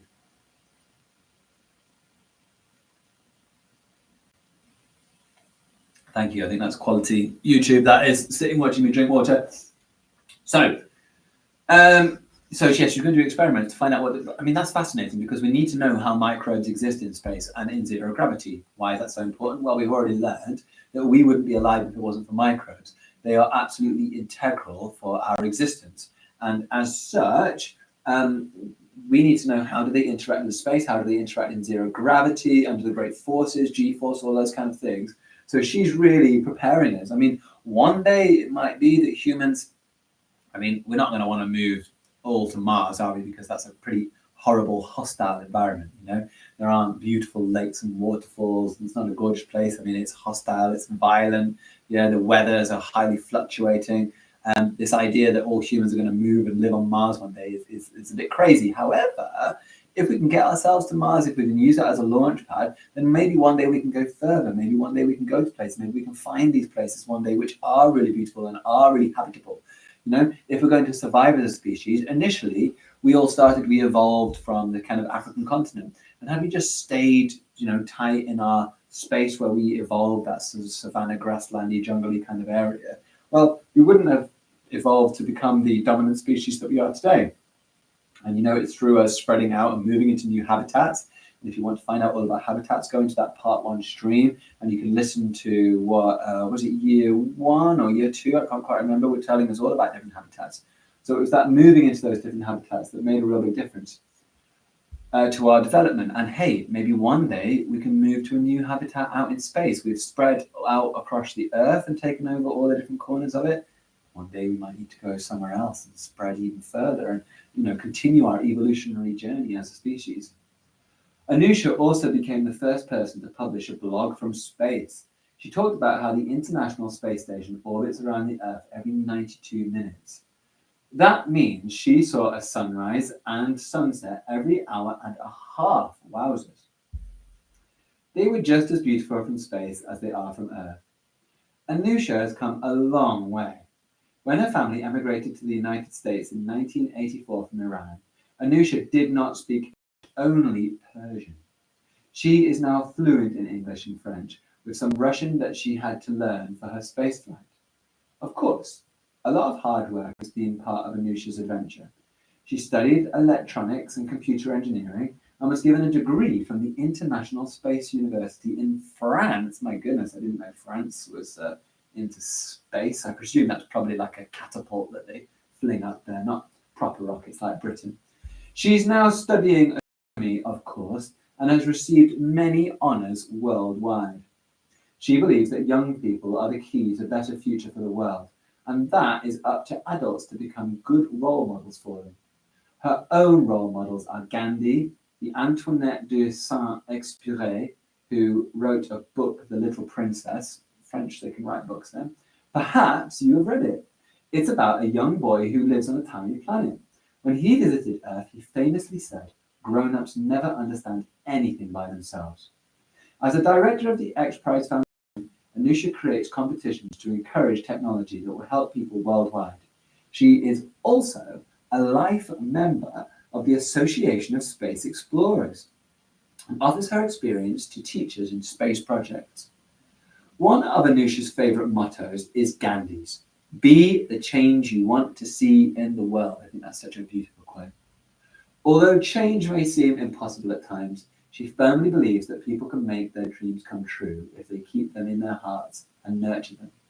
With her spaceflight, Anusha hoped to be an inspiration to everyone, especially young girls in the Middle East and any country where opportunities for girls might not be the same as they are for men. She also believes people would behave differently if only they could see the world from space. Her spaceflight experience showed her how fragile our planet is and how our actions have an effect on the world. Anusha sees herself as a space ambassador, promoting peace and understanding among nations. Space travel taught her that in order to do anything big, people need to work together. Interestingly, when she was in space, she said she felt at home. She could see how everything was interconnected and how we need to live beyond our individual needs. Wow. Only as much as we dream can we be. I absolutely love that. I'm going to come back to a few more inspirational women. And yes, it's all going to be because history is all about men. There are so many stories about male scientists. Well, speaking of that, Sir Isaac Newton. Do you, sir? Would I be able to have a little bit of that, sir?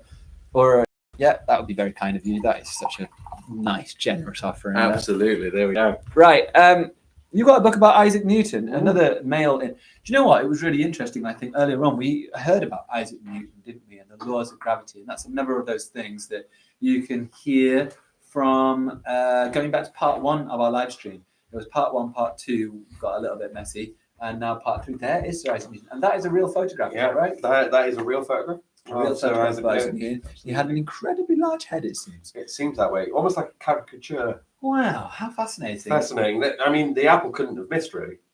No, if you've got a head that large, your life's getting by an apple at some point. Yeah, that's probably why he was hit by that apple. It's probably which why. is absolutely factual.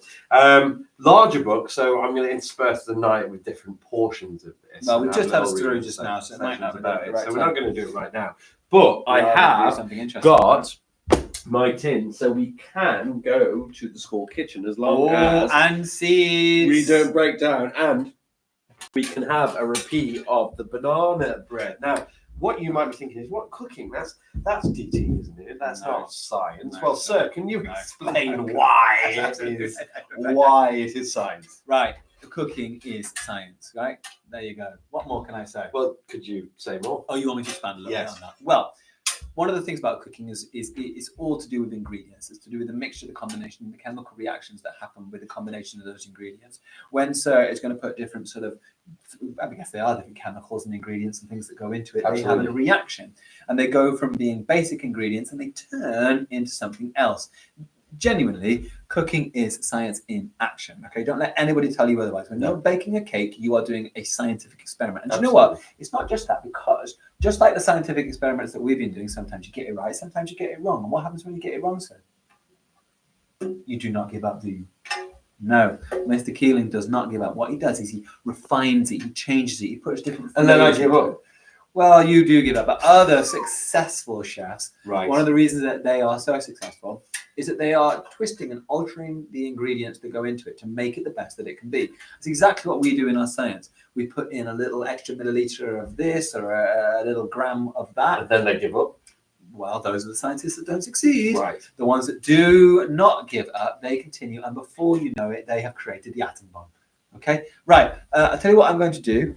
I had something over here that I wanted to identify. That was what it was. I just wanted to. We haven't promoted. We haven't been promoting one of our sponsors. We have failed the sponsors I here. feel a bit disappointed about this. What was it? Class 02. That's a really challenging name to remember, isn't Yeah, it? it's little. We need a better name. But Class 02, lovely wax Class models. 02. Oh, they are and so. they smell delicious. Smell And they wonderful. are. Yeah. Look like Nice. Class 02. Right. So that's Okay, that. so what we're going to do is we're going to move to the kitchen. I'm hoping that we've got scales in there. Have we got scales? I mean, if we do, we do, and if we don't, we don't, sir. Okay, if we don't, then that's going to make it hard, and I'm going to have to guess. Well, And we have something to mash with. We have forks. we got forks. We can. We've got mash. bowls, We've got maybe. We've got bowls. We can probably. Now, one find thing I'd that like to stuff do out. is not move too quickly, because what we don't want is to suddenly lose connection or anything. So I'm going to keep an eye on the computer. We are going to be moving to a whole new location. Fabulous. I'm going to gather ingredients. You're going to for gather ingredients, but I'll tell you what. the banana bread. We're And gonna- I'll make the banana should bread we first, shall we? Watch you gathering some ingredients so that we're not leaving the live stream. So there, you are now live watching Mr. Keeling gathering a variety. Imagine of it's like different ASMR, ingredients. which I'm sure has its own science, doesn't it? Yeah, it does. I'm going to unplug this. Hold on, are we still what? Yeah, we are still watching you gathering things. So I'm just going to unplug this. I've now got the wire, which helps us to move. One of the mistakes we made last time, guys, is we didn't bring along the hotspot, but this time we do have the hotspot. So we're going to make sure that we do not lose connection like we did last time. I'm going to bring the Scotch bonnets in case we get that 3,000 mark, but I'm not sure that's going to happen. So maybe I'll just leave them here for now. We will come straight back and get those Scotch, hit that 3,000 mark, and we'll see what the reaction is. Okay, I believe I've got all the ingredients we need. You got all the ingredients. Where are you? You're still there. I'm That's over good. here, yeah, so I've got them ready. And we'll go and talk about maybe writing this up as well. And how a recipe, is very similar to writing up a scientific experiment. It really is, to be honest. Could you? No, hold on. I can do this.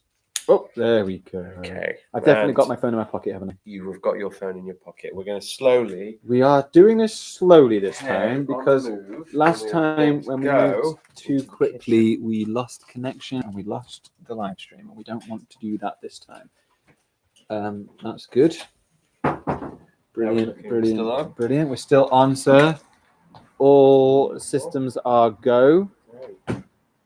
So we're now slowly moving down. It looks like we have not interrupted our. I think when we go into the building, sir, that's when we just need to slow down a little bit more, if that's okay. One thing that's really exciting, sir, is we can see perfectly with the camera outside. Oh, really? Yeah, and I wonder if maybe we could do a little bit of other stuff while we've got this opportunity, maybe. Do you think? Yeah, I don't think anybody's going to be distributing ingredients. Let's pop them here for a second.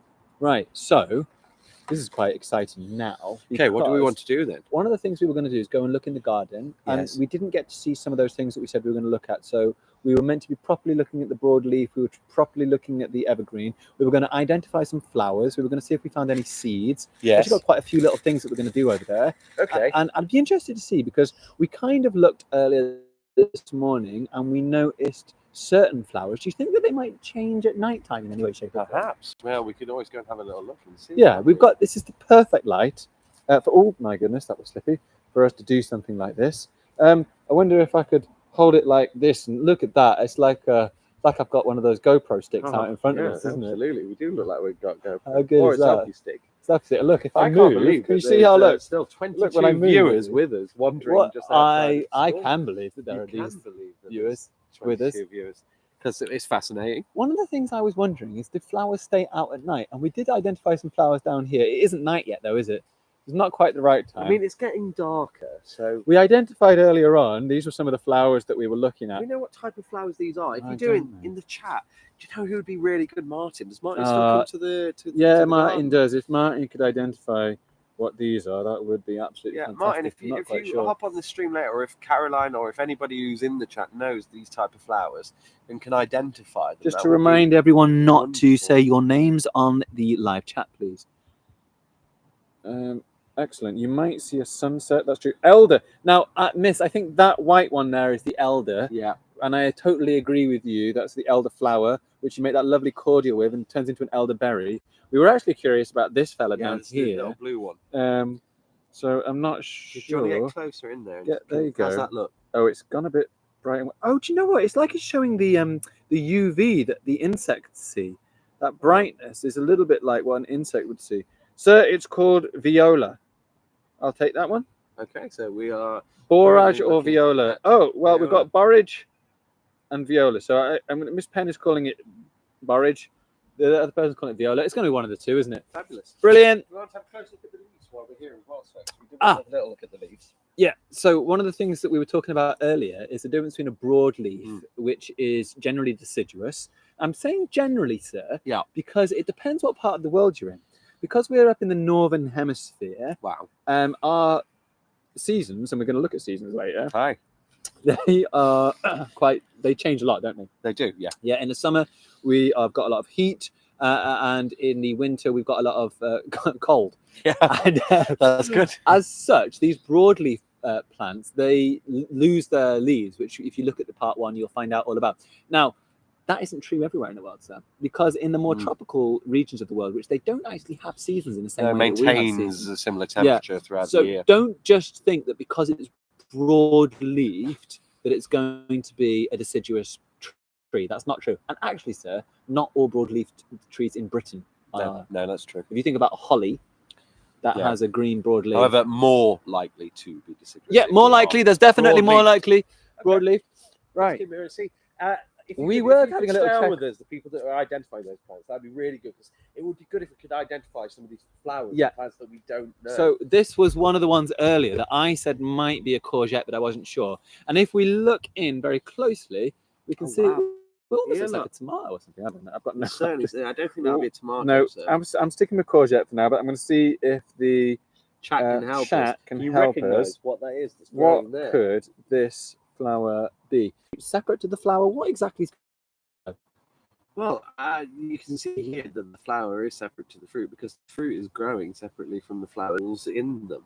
And that because they're deciduous and they're falling apart. That's correct, isn't it? I think that's not exactly what's going on here. sir. Right.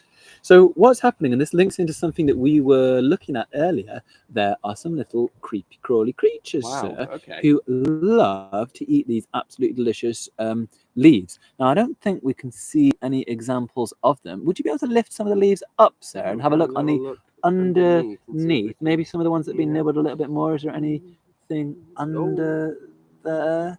Not really. particularly. The interesting fact, sir, you know, butterflies, when they lay their eggs, they actually lay them on a specific type of leaf, because each caterpillar needs a different type of diet. So the butterfly has to correctly identify which leaf to lay their egg on, so that the caterpillar can hatch and eat it. And if it doesn't have the correct leaf or the correct diet to start with, it won't survive. That is so fascinating. I know that's true I know there's cabbages that get particularly affected, and I know gooseberries. There's one caterpillar that seems to love gooseberry leaves, and I'm not quite sure what that is. That's fascinating, sir. Do you think we should go and have a look at some more things? Yeah, let's see what else we've got. All right. Wow. Let's get ourselves out here. I'm just checking. We are definitely still connected. Very, very good. If anyone could go and do that fact check on what I was talking about with the vegetables, I'd love to know. So you're missing something very exciting. Oh, wow. Are these It's not the bins. No, hot ashes. It's down here. Oh. What do we have here, sir? Do you identify Oh, anything? wow, I do. I can see that there are fruits growing. If you look in the middle here, sir, you might wow. see some ripened fruits, which look like... It looks a little bit like a strawberry. Now, these are not the strawberries that you're going to get in the supermarket. Are these wild strawberries? That's sir? exactly what these are, sir. They are wild strawberries. Wow. And you can see, and look how exciting this is. Whoa. That's my wild strawberry face. Do you want to see it again? I'd love to see it. So these are the flowers that are attracting the pollinators that you were talking about earlier. Oh, yes, pollination. So the pollinators are being Ooh, we've attracted got a to little these mini flowers. beast here. We've got a little mini beast down here. Should we have a little look? Oh, See I if we think it's can- nabbed, isn't it? Well, we're going to see loads of mini beasts in a bit, so. Fabulous. And these are the wild. So basically, humans took these original Well, wild I think we've ones, got a mini beast up here. So and I think it's they. lamb. I can't quite focus on it, but you're absolutely right. We do. If I move in a little bit, well, you can see him shuffling around, although it's not really in focus, sir. Unfortunately. No, that's sad. Yeah, and so all the big strawberries come from those original wild strawberries. And do the big strawberries have mini beasts with them, sir? Well, mini beasts are naturally attracted to Sweet things. sweet things. Wow. So many of So them. if I'm sweet to you, Then- if I say you have really nice hair, then you might be attracted to it. will I Yeah, have a there's mini beast? Some fantastic stuff here that we might be able Look at to. this, yeah. We want to be very careful not to take No. too Oh, much. are these the gooseberries you were talking about here, sir? These They are look not like- actually They gooseberries. look like gooseberries. These look like they might. Well, they're either going to. That certainly become- looks like a gooseberry there. These are a type of currant. I was going to say they're white currants, but I think this one is a white currant, whereas this one I think might be a black currant because I can see that it's starting to darken Wow. in a similar way. So I think these are two different types of currants, and we're actually going to go and look at some currants in a little minute, if Fabulous. that's okay. And you know what would be quite nice? We could actually use some of these flowers, and do you know what? On the way back, should we remember to bring some pots so we can plant the seeds? That sounds like a good idea. Okay, I love this. So, do you want to get a better look now at the onions? Yeah, we were talking about that earlier, weren't we? We were saying that we got the bulb which grows below ground, but Yeah. actually we can see now that they're starting to poke through, Yeah. and they do. They send these leaves up and they send these shoots up. But actually, what you can tell is if you look at some of these onions, and these are the onions that if you look down at the base here, you can't actually see them poking out. Like the So other wait, ones. if they've got a flower, they must be really good, right? Now, actually, with onions, sir, if you start to see this developing and it gets larger and larger and larger, that tells you that actually the onion's not really good. Either it's past its best or it hasn't grown very well. So these ones actually are probably your better ones without the flower down here. So that are that's- poking through. That's fascinating, isn't it? It is. So actually, Should we try and take out one of these larger, healthier ones? Well, as long as Martin doesn't watch, then yeah. As long as there's no we could- video we can- evidence on we it. can put it back in. Okay, as long as we're going to put it back in again, I'm going to. I mean, that one's practically out. Caroline won't tell. Go. Mr. Keeling isn't going to. No, let's Mr. Keeling's let's not not touching steal it. it. Let's We're not steal gonna- it. we're not People gonna are going to do it. We're not snitch on gonna us. steal it. We'll leave that for the good time. Right. Next, what have we got here? What have we got here, sir? I don't know. What is this? I've plant? got Does anyone absolutely- recognise this? I can. Maybe if we pull one up, people don't tell Martin about it. Yeah. Can anyone identify this plant on the chat for us? I'm going to check in the chat if anyone can identify what this particular plant is. Not a lot of people being able to identify anything for this one, so I'm going to. Yeah, maybe move up. Should we move on? Yeah. Yeah. Oh! Oh, and this. Now, yeah, We can see little flowers growing on this. fantastic. And If this moving has on. flowers on it, does that mean the pollen is dispersed by wind, sir? What's that? Sorry. If this one has flowers, does that mean the pollen is dispersed by wind? Well, it depends on the type of flower and it depends on the type of pollen. But generally, flowers have pollinators that go into them Right. to pollinate other plants, just like we saw. Because the pollen gets stuck to other insects, they're attracted to other flowers and they take them inside. Seeds are generally what are dispersed by wind, but that's after the act of pollination. Now I see something that I definitely recognise down here. I'm going to show you this. This is a carrot. It looks like a tent of some kind. Well, here we have a tent, an old old Stone Age tent that's been here for, I think, 10,000 years. Yeah, but apparently. why has it been left here with all these plants growing around it? It's what I wanna crazy. know. What came first, the tent or the plants? That's I the question. think probably the plants. Yeah. And then the tent was erected in, Now, sir, I don't think Martin will be too angry if we maybe steal one of these pods and open it up. do you not? No. I think this looks absolutely prime. Okay. So what? Let's have a guess on the chat. Do we think we're going to find inside one of these pods? I'm going to say it's probably an apple. I'm going to say runner beans. Oh, I don't. Well, okay, exciting. I'm pretty excited. Yeah, because they're climbers, aren't they? Wow, gosh, this is really, It is exciting. really exciting. Oh, just to be clear, Mr. Keeling did that, and I didn't do that. That wasn't me. That was Mr. Jordan's hand. You saw it. You all saw it. My hand's a bit bigger than that. Oh wow! Would you have a look at that, everyone? Ooh, It's full of peas. peas. Ooh, how fascinating. So Sir, these, would you like to eat these? I would love to eat one of these peas. Can you? You've got really dirty fingers, but Yeah. I won't put one in your mouth. You can. I'll you just- can just. I'll just eat. Do you want to Just do you want me to like? you pour them in. Oh, Oh, they. well, actually, really Yeah, good. it's fresh. This tastes like peas. Are you Yeah. sure these aren't just peas? I think they are peas. Yeah. They're really tasty. they're the kind of peas that grow in the ground. So they're Maybe ground when peas. we're not videoing, we come back and don't Steal all the don't peas. steal any Right. more peas. They taste good though, right? These are absolutely delicious. So these peas, These these are are peas. peas. These are peas. Brilliant. What we get in Good, terms of chat? I get to sleep at 1 to 2 a.m. Mr. full Martin's going to be angry. Yeah, I think we'll be fine. Right. Should we head on? Unless you want to eat some more peas. Do you want to go and see the pond? Oh my goodness. It's GoPro time, sir. It's GoPro. GoPro You know, when they've got the GoPro, you have to GoPro. do a bit of Yeah, you this. have to, yeah. More jerky. Whoa! Here we go. Okay. Rough terrain. Can we just check? Are we on? Yeah, we've still got reception. Everything's still going Look okay. at this. We were really Well, foolish doing not bringing it well, out yeah. earlier, weren't we? Absolutely. Well, I mean, it was too bright, wasn't it? I was too bright. Right. Oh, now we're going somewhere. Shall I turn it around? I'm going to watch you disappearing through that. Look where we're heading. Tune in Oh. at midnight for the Oh, let's definitely do this for the haunting hour later on at midnight. We are moving into a new zone over here, guys. This is I'm here with my recording equipment. I hope everything is heard. Okay. We do have a few people spamming the chat. You're genuinely not going to believe who was spamming the chat. Who is it? It's the same person you got annoyed with last time. Really? Yeah. Oh, wow. Please don't spam the chat. Especially if Mr. Keeling told you off whilst making banana bread last time. Yeah, it's. I mean, come on. It's supposed to be friendly. It's supposed to be, something nice that's going on. And we want you in the chat, and we don't want to have to block anyone. So Now, please don't spam. Can I say something, sir? I'm looking around and I see growth. I see some kind of growth, and then whoa! It's an explosion of life. It's just life everywhere. What's going on? Why is there so much life over here, sir? Well, I think it's because these are a lot of water-based plants, and they're getting exactly what they need. Yep. You know, they're getting the water. They're in a nice position where they're probably getting some light, and they're not really in competition because there's so much natural resources over here for them to grow. Yeah. I think it's a little bit overgrown at the minute, isn't it? Because we can't actually see the pond. But You're saying Mr. Martin hasn't maintained the pond properly? No, okay. that's not what I'm saying. Oh, good. Why is that what you're saying? Oh, I definitely didn't say that. I think the pond looks great.